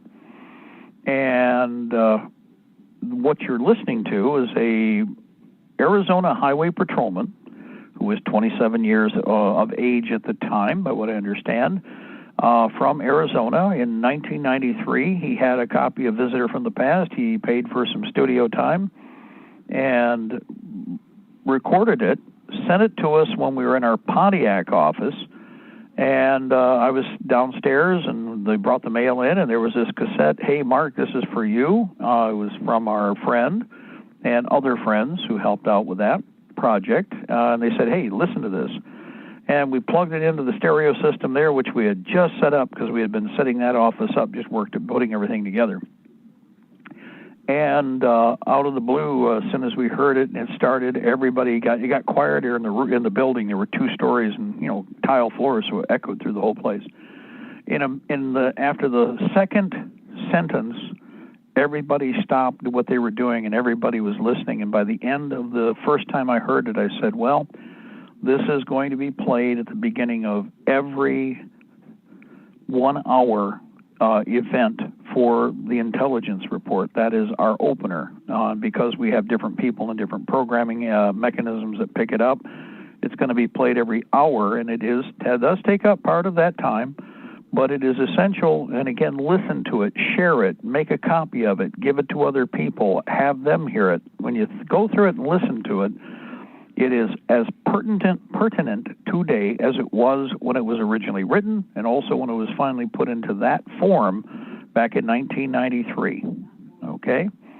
Overlapping parts of what brought about that piece is, remember, we had just had it was just after the Waco attack. Everybody was disgusted with what they were seeing and outraged, not just people in and out of uniform, people who were out in the boondocks or people who were in the cities. Everybody who understood what the ring-knocking, spit-swapping, yarmulke-wearing turds were doing at Waco and what they did and how they did it in front of everybody told us that we were at war. If you weren't familiar with it before, you now had a better understanding. And so many, many, many more people joined our ranks. Having been building the militia for, through the 80s and all the experience we had leading up to Ruby Ridge, then, of course, now we had Waco. Everything just obviously expanded from there, and for good reason, okay? As it is, here it is, 2020. We should have shot the RAS in 94 and been done with it. Seriously, I'm dead cold serious about that. I should have said do it. I mean, everybody was waiting for the order, and we escalated it. It escalated from the late 90s to the late 94, to early 95. The Oklahoma City bombing was supposed to be part of a cascading series of actions to include mass arrests before the Oklahoma City bombing. Well, you mean afterward? No. They were planning on doing a snatch and grab on a massive scale. The communists who were there, Hillary the Hutt, Chaba the Hutt's third younger sister, and good old Bill, in conjunction with all of Trump, forgive me, Trump, God, same difference. George Herbert Walker Bush's, excrement and filth, some of which Trump hired, okay? Does everybody remember that? A lot of the trash that brought us Ruby Ridge, Waco, and the attack on gun owners in the late 80s and through the early 90s and then into the Clintonista era are the people that Donald Trump hired. So, heads up. That's why, like I told you before, have no use. Okay, it's fine. If it's one communist or another is going to continue with the agenda, whether it's a little slower or at the hyper-accelerated pace. It's obvious they want to do the hyper-accelerated pace. They figure they can catch the idiot sticks, off guard. Well, we ain't idiot sticks, and we're not getting caught off guard. But we're now into that part of the sine wave. We're at the high point of contact, and they're going for the golden ring. So we need to be able to make sure we cut their wrist off. Cut the hand off right at the wrist, take their arm off next. Meanwhile, chop their legs off from underneath them. We need to put them down. And we're going to have to fight. We need to fight. It needs to happen. All this Fruit Loop garbage needs to be gone. Go ahead, caller. Jump in there. Who do we have? Yeah, John from Maine. How you doing tonight? Well, we've had bright weather with medium temperatures. What have you had there? Well, let's see. We woke up at 17 degrees this morning, breezy, kind of partly cloudy skies, and didn't make it much past 35 today. We beat you then. That's what we've had. You yeah, did. We beat. But tomorrow's going to be our nice day, and Saturday and Sunday. And by the way, it is November, so it's like we do kind of expect it to be, fall. You think fall. Gee. So I've got three quick topics here I want to touch on. The first one is in dealing with this propaganda on this virus. I think back in the 1930s there was what was it? H.G. Wells had this radio program that went out on the air in 38, War of the Worlds, and people in this country that heard that were so petrified that we were being attacked by aliens. Many people were packing up right away and leaving home and going wherever they thought they were going. And they had to really go out of their way to tell people, no, look, this is just a radio program. It's not real. It's not happening. And yet, now we've got the local news networks hyping this coronavirus. Do you know, I haven't heard one newscast local, I don't listen to the big news, that's told me how many people have died from normal influenza in Maine this year. Not one. Not one. Not even any cases of regular influenza, just coronavirus. So I think the brainwashing is definitely in play there.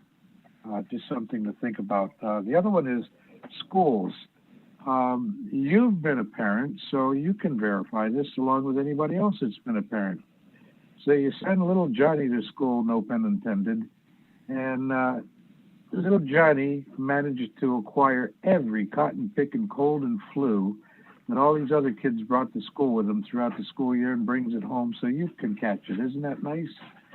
So now that they've let school back in, all of a sudden we're having this, quote, increase in cases. Coincidence? No, you could just about bet that even if it was a common cold, they'd be bringing them home from school and spreading them to the family and community. So people are not thinking today. They're not using their brain. And I have no idea what is going on with people's minds today and why they're not thinking about this stuff. And that book that was brought up on the air, 2 weeks ago, Total Resistance. Anybody wants to know what's going on, read about halfway into the book. The author talks about the methods the enemy, the occupying force, will employ against the people, and all of the nuances from brainwashing to secret to please to everything. And boy, I think the Democrats read that book, but what do I know? So those are the three quick hits I wanted to spread out on the air today. But I wish people would wake up and think today. But I ride around and I cannot, just driving in your car here in Maine. Today I had two people pull right out in front of me, run through stop signs, pull out in front of me, and I was close enough that if I wanted to, I could have nailed them. And it's like, why do you think that you can just run a stop sign and pull out in front of someone? There's no consideration, no thought. I really hate to say it, but you're right. 90%, when I say 90% of the people must go, they're right. They're right. What are your thoughts on that, Mark? Well, the thing that I'm seeing right now, combination is there's fixation distraction to a degree. I've wondered. I don't know. You can't debrief an idiot, but I mean, it's like I wanted to sit down. It's like, how did you get to this? You know what I mean? Have you thought about that? I mean, when you look at some of these people, and this is why I have no respect for any of these turds. If they open their mouth towards me, I just, they'd be just up one side and down the other. It's like, you stupid dimwit. I actually say it publicly if I ever do go into a place. Most places, I don't go to very many stores anyway, and when I do, it's like the Dollar Tree, they completely ignore. I don't go in with a mask. They completely ignore it. Okay, that's one of the places I go. Now, the other places where they don't, we're limited. Only one of us goes in as a raider. My youngest son bought me, remember the face hugger from Aliens? Remember the one that, okay, I've got one of those. That's what I wear. And everybody goes, I really love your mask. I said, yes, it was issued by the government. It's good for about 24 hours, then it drops off. And then another 24 hours, you do too. That's funny. Yeah. And they're like, oh! Well, the fact of the matter is that, again, I wanted to sit down and actually ask you, how did you come out with the idea or with the processes that you have embraced? How did you get here? Who are you listening to? Because if you do ask them certain questions about, who do you trust, what do you trust, most everybody will tell you, I don't believe most of what the press says, if any of what the press says, except maybe they might get the names right. Well, then when you ask these people, where did you come up with the idea that whatever you're being told to do is somehow sound or intelligent?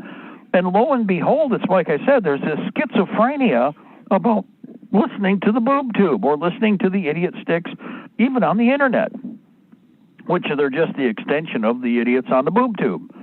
And government is no better. Come on. It's like, no matter how we look at this, if you wanted to stop this real quick, John, as well as I do here, how would you stop this? What would be the easiest way to stop all this crap? Tell everybody you're not going to get a dime from the federal government for promoting it or doing it. That's another one, too. But, shut the networks down, stop the brainwashing, and cut the money supply. Yeah, well, just tell everybody. Well, here's the thing. The hospitals are absolute whores right now. I have no respect for them. I haven't had for quite some time for most of it, but I'll tell you what, they finished it as far as I'm concerned. Every place I've been, they're collecting dust bunnies. They are not loaded to the gills with any customers. In fact, just the reverse. Half the hospitals are empty. Half the hospital that you're in will be empty. When you go in the hallways, they echo now where they used to have the sound of human beings. Nobody is in the hallways. Nobody's in these massive lobbies that are like the size of a cathedral. Everything is absolutely like, with the brain dead. There's a person sitting at a desk. There's another one who's standing there checking you when you come in, which is all BS from the get-go. Well, when you do get up there, half the beds are empty on the floors wherever you go through the hospital. When you get through the hospital, you get to see other things, and you've got piles of staff, which, staff, it's an infection, right? Tons of staff, but you don't have any customers. And this is what's fascinating to me is, they're so at risk. No, they're not.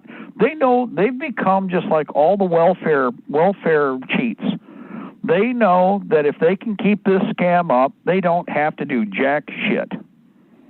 You know what I mean? This is what I see now. I see most all the medical scammers now as the parasite suckers, because government gives them, God knows how much money. We don't even know how much they're collecting.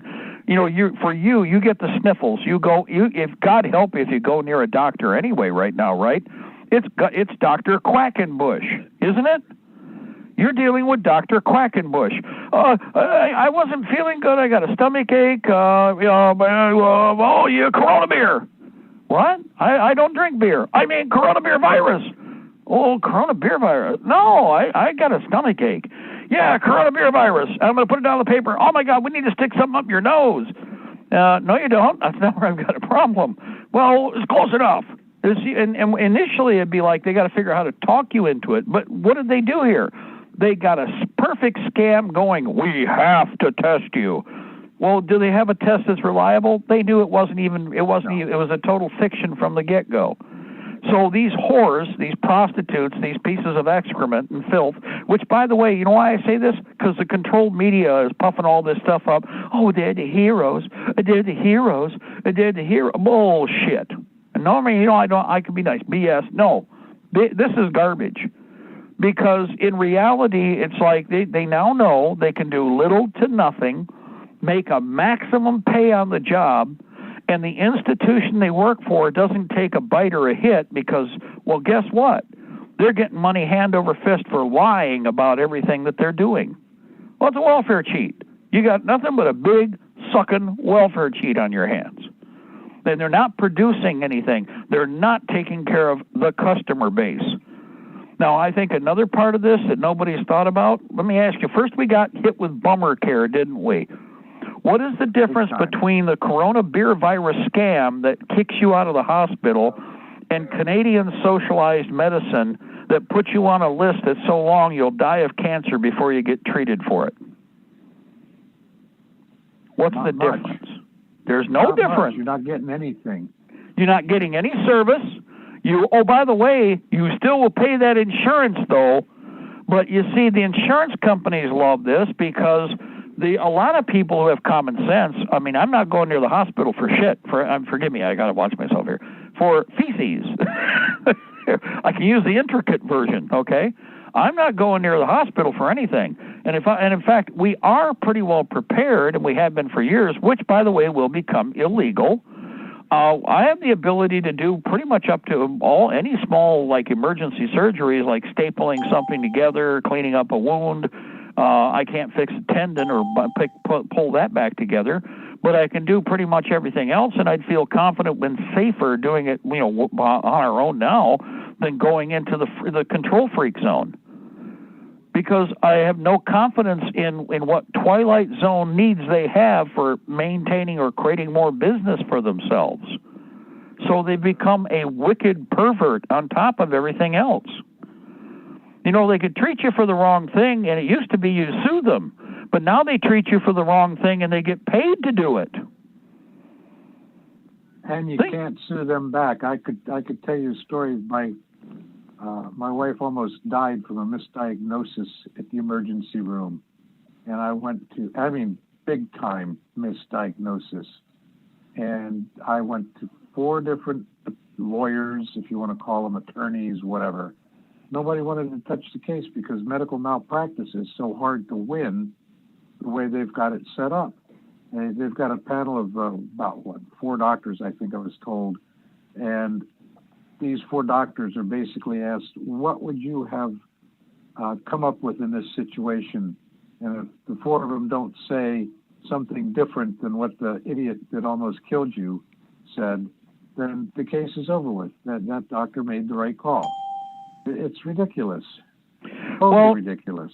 Well, especially now, and again, the Canadians are in worse shape than they were 5 years ago as far as with treatment. They don't want to talk about it because you don't want to get ostracized and targeted by the communists who run the communist system. But south of the border, if you think about it, we're paying all of these mandatory insurances. Many people, of course, have had to drop those, so they're number one, they're not getting the money that they would get from everybody, but they also aren't having to pay out. This is great for the insurance companies because I'm sure it's peeled back God knows how many billions and billions of dollars. And I think this is another reason that the hospitals have no problem going along with this, because obviously they would always have their percentage of the billing to pocket, and the other part would go to the other extremists. In this case now, the way it's set up, they don't have to deal with all the paperwork. They have a cookie cutter, solution that is a lie, but it's a profitable lie, and it makes up for the difference. So they can have these empty, echoing halls that are collecting dust bunnies. I don't think there's any accident to this at all. In that respect, all of these tiers of betrayal, while in the process getting more of us killed, is the intent, not accident. That's most people always make the same mistake because they're younger. They haven't seen enough of life. Well, they really screwed up. No, they didn't screw up. This is intentional. This was planned. This was not an accident. This is wicked. You know, we have the medical wherewithal and resources, especially in the industrial age, guys, to pretty much crank out anything we want and keep everybody pretty healthy. And I don't care, and I'm not just talking about the United States. I'm talking about just like feeding the world. Remember, we used to feed the world 5 times over just from America until the communists got hold of it. We could crank out enough food to feed the world 5 times over. Just us and everybody else, it was a profit from that. Everything else then is the insurance to make sure nobody's starving to death. But you see, they don't like that. Not only that, we still had a couple of years worth of food reserves. Exactly. That is the true strength and wealth of a nation. Manufacturing and inventory reserves in all categories are the strength and health of a nation. See, one of the things that's going to happen, and we're on the edge of this right now, if the communists get the rest of what they want, the big reset for us should be the sound of a 12-gauge shotgun racking, and then the trigger being pulled and us blowing the communists and the globalists out of their boots. That's our great reset. That's what it needs to be.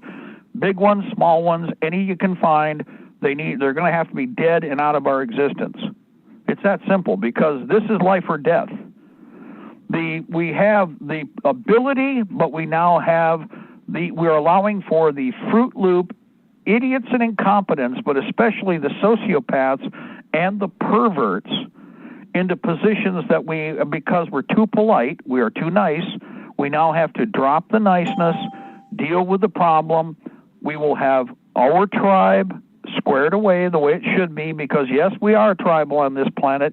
All of your enemies are tribal, but you're not supposed to be.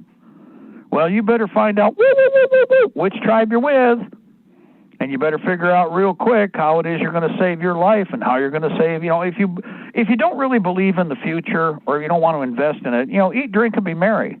Of course, now, here's the cute part about that. They're not going to let you. I mean, John, you watch some of these cafe experiences with Black Lives Matter. So you got people who just want to, they don't want to be involved in anything. They go out, they're sitting someplace, and they're not after anybody. They're spending a little money, and the enemy comes to you where you're sitting, where you're eating, where you're, trying to be away from things, and they get right in your face, people. They aren't going to let you eat, drink, and be merry, are they? Not a bit. They've already shown you what's coming. Now, for that reason, again, this is only the tip. This is like the old story, the tip of the iceberg or the camel's nose. You better cut that throat when that camel's nose starts to come through. You reach outside the tent with that scimitar or that curette, and you take that throat, and you rip a good hole right through all of it. You better do that right now. This is where we are with what we must fight a war of prevention now. We must fight what the American founders fought in 1775. It was not a defensive war. It was a preventive war. And I've already done this. Read Patrick Henry's Give Me Liberty or Give Me Death, right? Well, guys, read what he talks about. You do not wait until you are chained on the floor. You're an idiot, a fool, or an incompetent if you do that. And I'm not going to be listening to or following idiots, fools, and incompetents. That's how we allowed those creatures to go as far as they have, and all of these, reasonable people. Well, look where reasonable has gotten you right now, people. Look what all those reasonable people did for you. Communism always comes in because of the quote-unquote moderate. Read that spineless cur who figures they can make a deal at your expense. You hear those Republican rats right now yapping, well, we just got to move on. What's moving on going to be if we just drop our guard the rest of the way and let the commies have their way here? Well, what would the end result be? You won't even recognize this country in 4 years. No. So the shipwreck is here. the spine of the ship has been broken. Nobody is supposed to acknowledge it. Remember that line? Everybody knows the ship is sinking. Everybody knows the captain lied. See how that works? Yeah, I remember that song. Yeah. Yeah. Everybody knows. Yes. Everybody knows you got stinky toes. Yes. Everybody knows. Oh, and that's not part of the song, but I always thought it fit. Everybody knows you got stinky toes. Yeah, everybody knows. So anyway, again, well, you got the right idea. It's everything from the local intent of the criminal combine that they have promoted. Well, right now, I don't know if you've seen this in your news over there. We don't see hardly as much in Michigan. But Wayne County, the Republicans flipped and just said, the election was okay. Now, you got to remember they're supposed to be recounting, right? But Antifa and the commie Democrats threatened the Republicans. And what did I say about this? How many times have I told you people? Michigan politics, the Republicans have no spine. They are curs. They are cowards.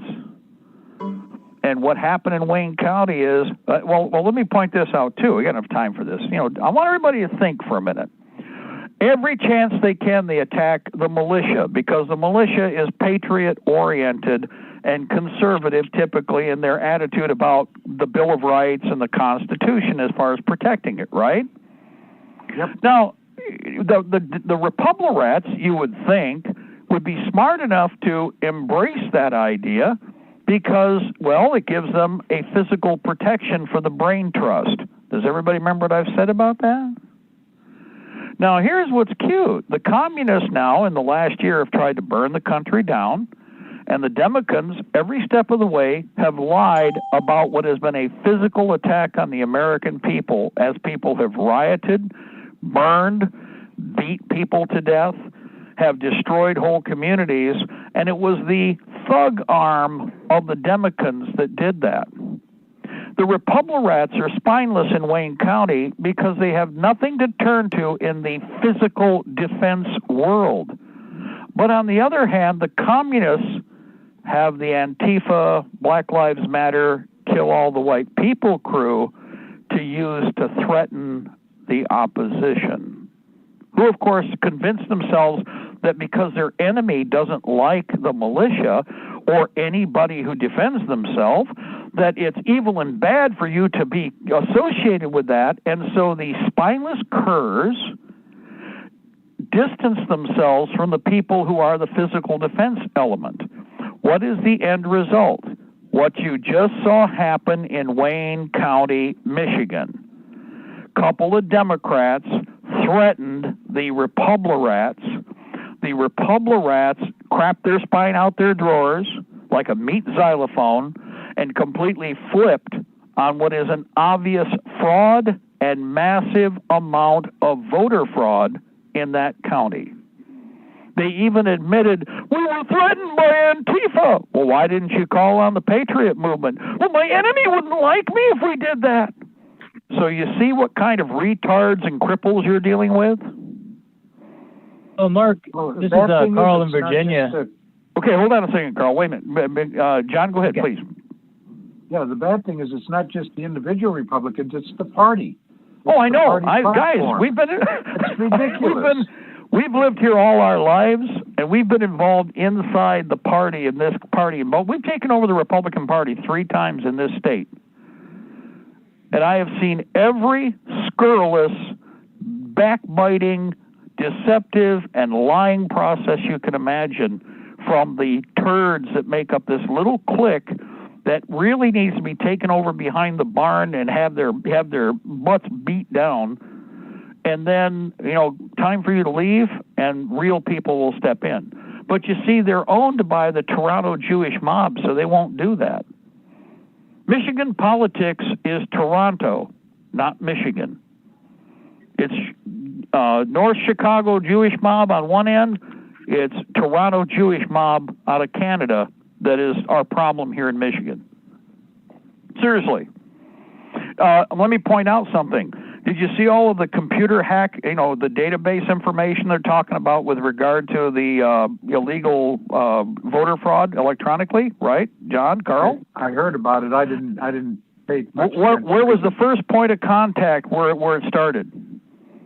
Where was it being operated? Toronto, Canada. Wow. Toronto, Canada. The other part of it's in Europe. The other part of it's in Haifa and Tel Aviv. Now, by the way, you can find the stories where they're, by the way, the first part of this company's operation where this one batch of servers were and where they were routing all the data was through Toronto, Canada. Well, let me ask you something. Is Toronto, Canada part of the United States, John, Carl? Have we annexed? Not the last time I checked. There you go. So let me ask everybody. Okay, well, again, thank you. Virginian. Thank you for the input. Not Appreciate that. Take care. Love you. Bye now. God bless. And I'm sure you'd be sitting right here. But Carl, go ahead. Jump in there, please. Yeah, I just want to say this whole pandemic and all that, what it's taught me is the power of fear. I mean, look, the government's been able to, and the media have been able to make everybody change their everything, that where they work, heck, a lot of times where they live. Everybody's moving out of the cities right now. Of course, wearing the stupid mask and how they behave and all that, just out of fear, without actually. Well, a lot of people are moving out. A lot of people are moving out of the cities is actually the best darn thing that could happen, provided that the asshats don't drag their idiocy along with them from where they came from. It's like when the Californicators leave California, they bring their filth and excrement to where they go. Look at what's happening in Texas. Now, on the other hand, if they're actually leaving because they've had an epiphany and they've decided to clean their, they've decided they need a cleaner environment, it's actually a good thing that they're leaving the cities before the nuclear device hits, so to speak. And it's not a nuclear device. It's the destruction through the use of, the mob. You're better off. Go ahead. I'm sorry. Too bad the leftists are not afraid of us gun owners the way that they are afraid of this disease. Right. Oh, well, that's where we get to the point where if everybody finally has their epiphany, and at some point it really does need to happen, and it will, because everybody really realized right now that they got nothing to lose. The disease issue, a lot of people aren't really even afraid or believe. Can I cut in there real quick? Well, hold on a second. Wait, let me finish this. Okay. They don't even believe in this, but they're again, a lot of people will tell you, well, I just put it on so I don't have to worry about the crazies. Well, then, how many crazies really are there out there that really believe? Okay, now, Ed, go ahead, please. No, I was going to say. Okay, we just lost you. Okay, there we go. How about now? There we are. All right. What I was saying is, Carl, I actually do believe they fear us more than they fear that the corona beer virus thing. Especially if you look at what happened with Kenosha. Immediately when somebody showed that they were willing to defend themselves, that the protests and riots out there kind of died down really quick, and they had to beg people to come back to continue doing it. Or offer a bigger paycheck. I think they offered a bigger paycheck is what they did. That's the only option they have. Again, try to throw more money at it. It's a thing that you always, if it takes more to buy that mercenary or whore to get the job done, then you got to bite the bullet if you're close to the window of activity where the action is supposed to have an effect. And the election was obviously supposed to be what they were affecting, and the economy, etc. So they had to spend more money to get them back out there. That's one. Once committed. Again, like I said, what's the litmus here? Fox News. Fox News has shown now that there isn't anybody. Everybody goes, well, I'm going over to whatever the other news nets are. Before that happened, before Fox News showed its red and yellow hammer and sickle colors, guys, people weren't doing that. And all of the other news services that everybody's talking about, nobody was jumping over to them right away. They were already using them, and they were popular to a degree. But if you were to look at the course numbers, then what we've seen here is a very significant shift in the order of battle, which identifies a future action is imminent. is you're on the edge of it. It's going to happen. It will happen no matter what. Now, all they're trying to do is two things: distract you either overseas with this BS with Iran, or they're trying to terrify everybody for the pea brains with the coronavirus that they think they're going to get away with. Everybody I've talked to, and I mean everybody, there isn't anyone that now even has, well, the more that they froth at the mouth at the holiday thing, nobody is going along with the idea that they're not going to see family. Nobody. Everybody's now to the point where, really? Well, piss on you. Goodbye. And they might not, they're not going to shout, but what's going to happen is those shovels I mentioned in the first hour out by the end of the road, they're more likely to be used with every passing day that we get closer to the holiday events. The shovels will be there, put their ass underground, or on the other hand, club them like a baby seal if they're wounded to save ammo. I'm serious. But otherwise, like I said, bring guns, bring shovels. Everybody should. And symbolically, those shovels should be down by the end of the driveway. Well, those shovels, see all those shovels there? Well, they didn't bring them for the fun of it. Now, remember, everybody was told to bring a shovel and guns. Those are the shovels. I wonder where the guns are. Because that really is what I don't know. There's a couple things you could do. Here's one of the things to do. Grab the cops, beat the living crap out of them, strip them bare-ass naked, take their car out to the middle of an intersection, flatten the tires, flip them, spread eagle, put their legs over by the headlights, their feet up by the mirrors and duct tape them there. Duct tape their hands to either end of the bumper, leave them bare-ass naked in the middle, hit all the lights and sirens, break off the key in the ignition and walk away. Let somebody else find them and laugh about them. Now, there's two ways you got to take a look at that. Either get the message, we could have done you in, but we're just going to have some fun with you and give you a chance to back off. But I'm going to tell you, these people are shoe-size IQ pea brains. They won't back off. You could take them behind the barn and beat the living crap out of them. I'm going to tell you what my dad said years ago. He was a sheriff's deputy. They had a few deputies that were wicked. One guy didn't like drunks. We're not talking slavering, knife-wielding crazies. This guy just had it in for drunks, and he would beat them or abuse them to the point where they would have to be taken to the hospital. They tried to explain to him that something needed to be corrected, and it just didn't sink in. So after a while, apparently he was called over towards an old barn / building, and everybody came over and had a conversation with him that night. He didn't move as well the next day, but he got the understanding that we don't abuse people that we don't need to be beaten on. Now, I'll give you an example. I sat in the car. I watched this when I was little in front of the old sheriff's department, which used to be downtown Ann Arbor. It had 13 steps that went up from the ground to the front doors, to double doors. And the car, and back then they didn't have any vestibules or the other crap like you see now, where they completely have the police bubble. You used to walk a person out of the car, up the steps, to booking, and then they'd take you into the jail. That was it. There was no big deal about it because they didn't arrest that many people. This guy when he was putting a person, he'd grab a person off the street, not somebody driving a car. We're talking he'd bother people trying to walk home, and they weren't bothering anybody. Well, the first thing he'd do is jam their head into the door frame on the way in, so they were already bleeding. Then he'd pull them out, and he'd smack their head into the door on the way out. Then he'd throw them onto the pavement. They were half knocked out, so then they sack of potatoes hit the ground. Then he'd drag them up the steps so their head bobbling on the steps into the lockup, into the main desk area. That's how wicked this bastard was, okay? Now, everybody tried to explain, and everybody knew the difference between being a peace officer and somebody being a sadist, okay? So they explained to him a couple times, but I know later on, as a dad, we had conversation over the years, eventually there was only one way to fix that person. And what they did is they took him out behind one of the buildings, called him over there. Everybody had a meeting with him. And after that, he was able to keep his job. But eventually, he wasn't having as much fun, so he eventually left. But up until that point, the only thing that put him in check was the other guys. Now, when the other guys don't do that, More of the same kind of wicked gets into these uniforms. We're on that end of the game.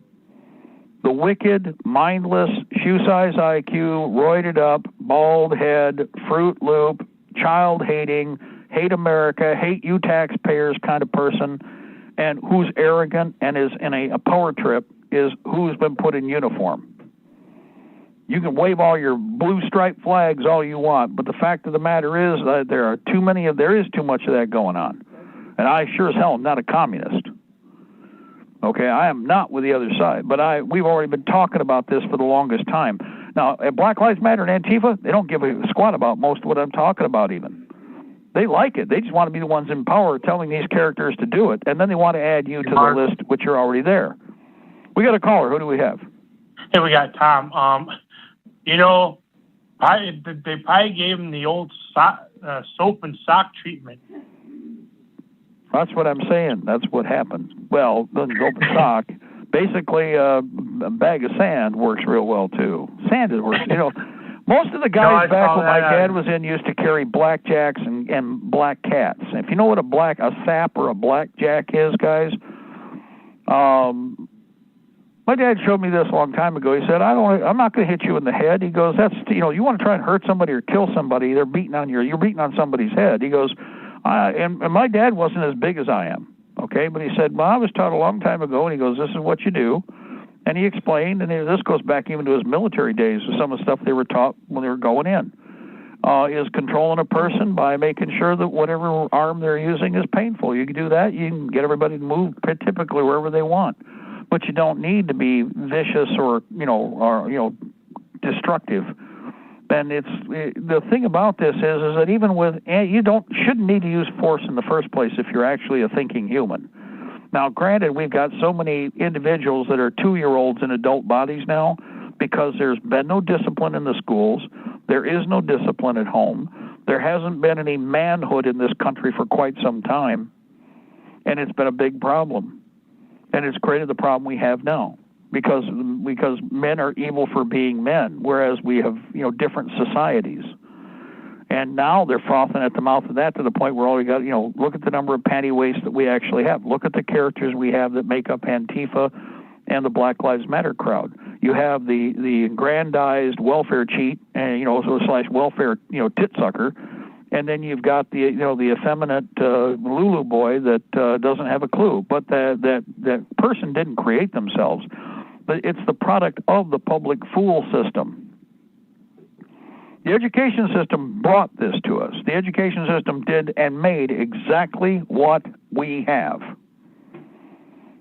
And then we let the social services people, they need to be dragged out, put against the wall, and shot right now, because all of these characters knew exactly what they were part of doing to the country when they did it to the country.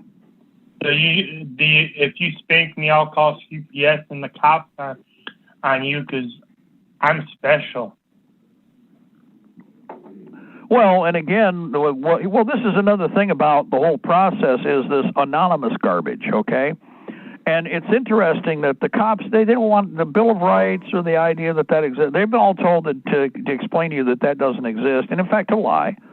And they promote a culture of basically imperial management, or feudal management maybe is the best way to call it, but that's what they've turned it to. Now again, we've had different points in our history in the sine wave of knowledge where people finally have had enough, or there's the perfect timing, the perfect wave where everybody picks the torch back up, and rather than the frothing at the mouth idiot stick type stuff like you see with these fools and these wicked communists who know exactly what they're doing, playing the stupid people, instead, we've actually had a process of intelligent enlightenment to the whole idea of what was intended by the Founding Fathers, but more important, where did they get their ideas from? What are the thought processes? When we do that and we create a proper balance, then we're in a winning situation. But right now, the only way that we're going to get that balance back is by a knockdown, kick them in the ass, shoot your hind end war. Period. There's nothing else going to fix this, guys. So you can spin your wheels, and I don't have a problem with meetings, provided that you give equity to the brain trust and the physical ability to defend ourselves. And if we do not have that, if it's, the brain trust is always, they're going to be so inspired by our arguments. No, they're not.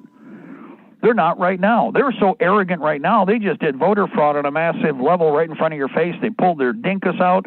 They stood right there in front of everybody, peed in everybody's face and all your lunch, and they just laughed their ass off about it. For that alone, they need to be shot. And there's nothing else that I can explain that would fix it. There's nothing. We're going to go to the courts. The courts are rigged. The courts are made up of the liars who help to orchestrate and get us to the shipwreck where we are. And they're intentionally lying. It's all a matter. You want to know who it is? Go over to the lodge this week whenever they meet and look to see who goes in and comes out, and that'll tell you who's promoting it locally with regard to you getting pissed on in this country right now. Go over to the synagogue and watch them come and leave and pay attention to who they are and know them by name, and you'll know who it is that's undermining your country tonight, tomorrow, next week, whenever. Go ahead, caller. Yeah, it's Phyllis in Ohio. There's another example, too. We've got all these court cases that have already gone, and they've told these governors that they can't do all these things, but it doesn't seem. But there's there's no follow through. How do you enforce it? Putting out a warrant for their arrest for their not following his orders, but nothing's happening. So the courts work, eh? Well, and again, this is where you have everything so askew because everybody has sat on their dead ass and progressively pointed to the other monkey next to them. You're absolutely right about that, Phyllis. What it is this is when I talk about this circle jerk committee of monkeys. With the committee of monkeys socialist circle, nobody's responsible and everybody passes the buck. Well, they've done that over and over and over again, and rather than stepping up to actually do their job, all of these different elements have become lazy and they've sucked down the government gravy, which is the problem when you have a massive bureaucracy. You get to where we are now. There's all kinds of rules, but they keep telling you that the only people that the rules apply to are you. The face mask scam is the same way. Everybody just saw what this governor did in California. Okay, so what's going to be done to him? What's going to happen? I'm going to apologize. You can stuff that apology up your arse sideways. In fact, I use a 2x4 to get it there. And since the apology isn't really anything, it's the 2x4 being shoved up your arse that's going to count. You might like it if you're one of those queers from California like that piece of trash that's governor, but it's going to be an 8-foot 2x4, so you're not going to like it as much as you think. Because that's the only thing that's going to work on this. It's like, having, putting in curfews. I understand that's what they got in Ohio, is the curfew crap. But it's like, really? So the coronavirus at 10 o'clock at night rolls down the roads in big yellow clouds. And if you touch it, it sucks you in and it eats your flesh off and your eyes fall out like ripe grapes and your brains ooze, out your ears. And you look like those guys at the end of Indiana Jones for about a minute and a half. And it just goes on and on and on with all the screaming. And then all they find are like pustulating puddles of Corona goose on the parking lot, after 10 o'clock, though. Before 10 o'clock, you can go to Walmart and gorge on the coronavirus aura all you want. But now, all of a sudden, after 10 o'clock, you're going to turn into a Corona blob. Hey, Mark. It magnifies between 10 o'clock at night and 5 o'clock in the morning. Did you know that? Well, they've already been doing this in South America.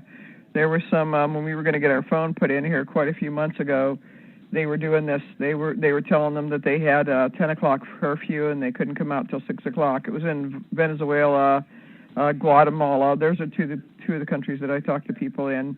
And I said, oh, okay. So the virus only comes out at night. And I was really surprised when it happened here. So... And I think the governor's, it's time for him to be defrocked. It's time for him to be gone. All of them to be gone. But here again, Is it a majority that are doing this to us? No, it is a clique with some kind of perceived aura of speciality that really doesn't exist. Because they're getting money. Yeah, they're getting money. That's what all of this is. A lot of them signed contracts with the Rockefeller Foundation for their little agenda that they have, and they signed up with FEMA, but FEMA isn't even a real honest-to-goodness agency to start with. It actually is an executive order. That's how it came about. So they've signed up with those two things. Neither one of them are legitimate. Neither one of them should actually be here. So one of those. Yeah. Real quick, we are at the top here. Real quick, an old video done by, of all people, Alex Jones. Remember when he did the interview with the sheriff and the sheriffs down in Texas, and the feds and FEMA and Homeland Security came to these sheriffs and said, well, we can donate $20,000 to the charity of your choice. Wink, wink, wink. And he said, that sounds like a bribe. And the sheriff said, yeah, that's what that sounded like to me, too. Anybody? Guys, everybody's done some good here and there before they've kind of gone over and got, maybe sold out at one time or another. But you know what? That's a little piece that Jones should resurrect. He's got to have it in the archives. And it was really something that, just to remind everybody, how are they doing this? Here's how they're doing it. And here's an admission by somebody who didn't take the money. So all of you, again, and not everybody is going along with this, but my problem is that once you get enough of a clique of evil in any place, the only people going to be hired are stupid or evil, and preferably both stupid and wicked and evil. And they can't be smarter than the bosses. Remember, whatever turds they hire, I've told you, it's a mob boss. The mob boss can't hire somebody smarter than him because he can't be confident that he's going to survive that. So what happens is, even though he does hire somebody dumber, the dumber kill him. They want to eat steak every day. The boss didn't eat steak. He knew what the holiday was, but eat steak on Friday and then eat like everybody else the rest. But, I can have steak on Sunday too. The guy who replaces him is an idiot and figures he can eat steak every day. The one who replaces that one when he hits him and kills the next fool off is even lower down the ladder as far as IQ. It's no different with these bureaucracies. It's the same kind of wicked stupid. And you're now at the point where, like I said, it's bleeding right out in front of you. This has been the most blatant, obvious voter fraud extravaganza that could be thought out. And now after the fact, we just got to go ahead. No, we don't. As a matter of fact, it demonstrates that the ballot box has been chopped up, crushed, turned into sawdust, and thrown into the incinerator. Okay? With the ballot box, until we fix it, and we're the ones who are going to have to fix it, the Republicans won't. Shouldn't the first discussion, once we knew this was going on, shouldn't the first discussion have been, what in the hell are we doing with electronic balloting in the first place? But wait a minute, that's what everybody said decades ago when we told everybody exactly what would happen. So the ones who like this idea, what's going on in their brains? It's like I said, I would like to sit somebody down who believes that this is okay and actually, kind of ask them a number of questions. But they're such nincompoops or frothing at the mouth fools that it's impossible to interact with them. It's like a coronavirus, fearmonger, okay, or a fear embracer. They're so bug-eyed and they are so drama queenish in all respects that it's impossible to have any real conversation or expect to get through to the logic process if there was ever anyone there, if there was ever a logic process there, to try and get to the core of how did you get, or the explanation of how did you get to the low level of esteem and the low level of thought and mental control that you have. Because that we're letting the wrong people make any decisions. They are the minority. They're low IQ. They're obviously mentally challenged. They're physiologically and mentally challenged because somehow it's affecting. They're like Bill the cat. Bill the cat should be the mascot for all of this. You do know that, remember? In fact, guys, resurrect Bill the cat and find the image where he was wearing the nurse's outfit, where he's got the nurse's hat on askew and he's wearing the face muzzle. Find that It's out there in comic book land. It really is. He was my favorite character. I always wanted to put Bill the Cat on the side of a plane. You know, everybody goes, I have this cool thing. No, I'd have Bill the Cat. He just looks cool to me. Clark! Remember? Fack. That was his one, you know. He's a cute little kitty. No, he's a classic greasy backstreet alley cat, okay? Who was made into a cartoon character. Bill the Cat. Find him. Looks like he had done a little bit too many pharmaceuticals. And stayed there. We're way past the top. We got to get out of the way here, guys. It is Thursday. For everybody out there, again, organize, arm, equip, and train as militia. Establish a 510 program in your area of operation. Understand that this is it. That diversion you're trying to ignore is the attack you have been expecting. Another thing, we have no business being in the Middle East. You know, tell the Israelis to piss off, and tell anybody who's talking about bombing Iran to piss off. We have America to deal with right now. We have no business being anywhere else. This country is in trouble. The rest of the planet can go to hell as far as I'm concerned right now. Any jackass or fool or idiot stick that's doing Donald Trump in Iran. You know what? Then Donald Trump can stuff it up his arse. We really don't need him as president either right now, do we? In fact, hold on. So, again, don't we have a country to take care of? Don't we have a problem here? Yes, we do. We need 100% focused here, and now other than that, you don't mess with anything else. We got a big military. Nobody's going to come near us unless we're betrayed by the people in this government, and we will be, and they bring foreign troops in. By the way, a great way for them to distract you people that say you're patriots, we're going to go to war in Iran. And while you're over in Iran, it'll be just like every other war. Then they start pulling their backstabbing garbage while you're busy, with your heads way over on the other side of the planet, and they're busy screwing your country here and your family and your freedom. Piss on Iran, piss on the Israelis, the hell with the Middle East. We have no business being there at all.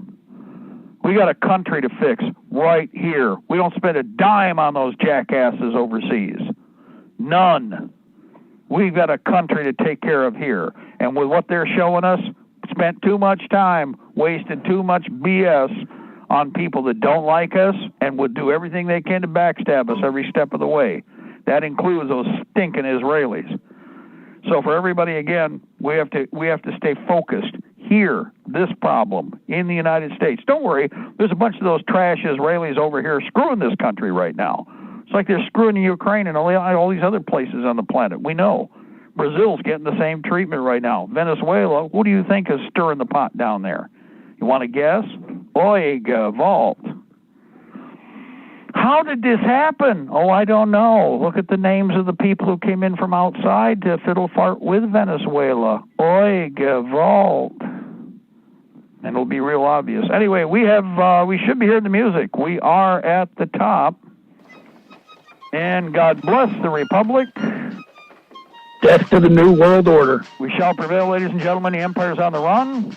And we are on the march both day and night. Hoorah. And again, we're going to get out of the way for now. Edward taking over. More live coming up. And then we will be back at 8 o'clock for the evening intel report. And I'm going to get something to eat. God bless. Bye-bye.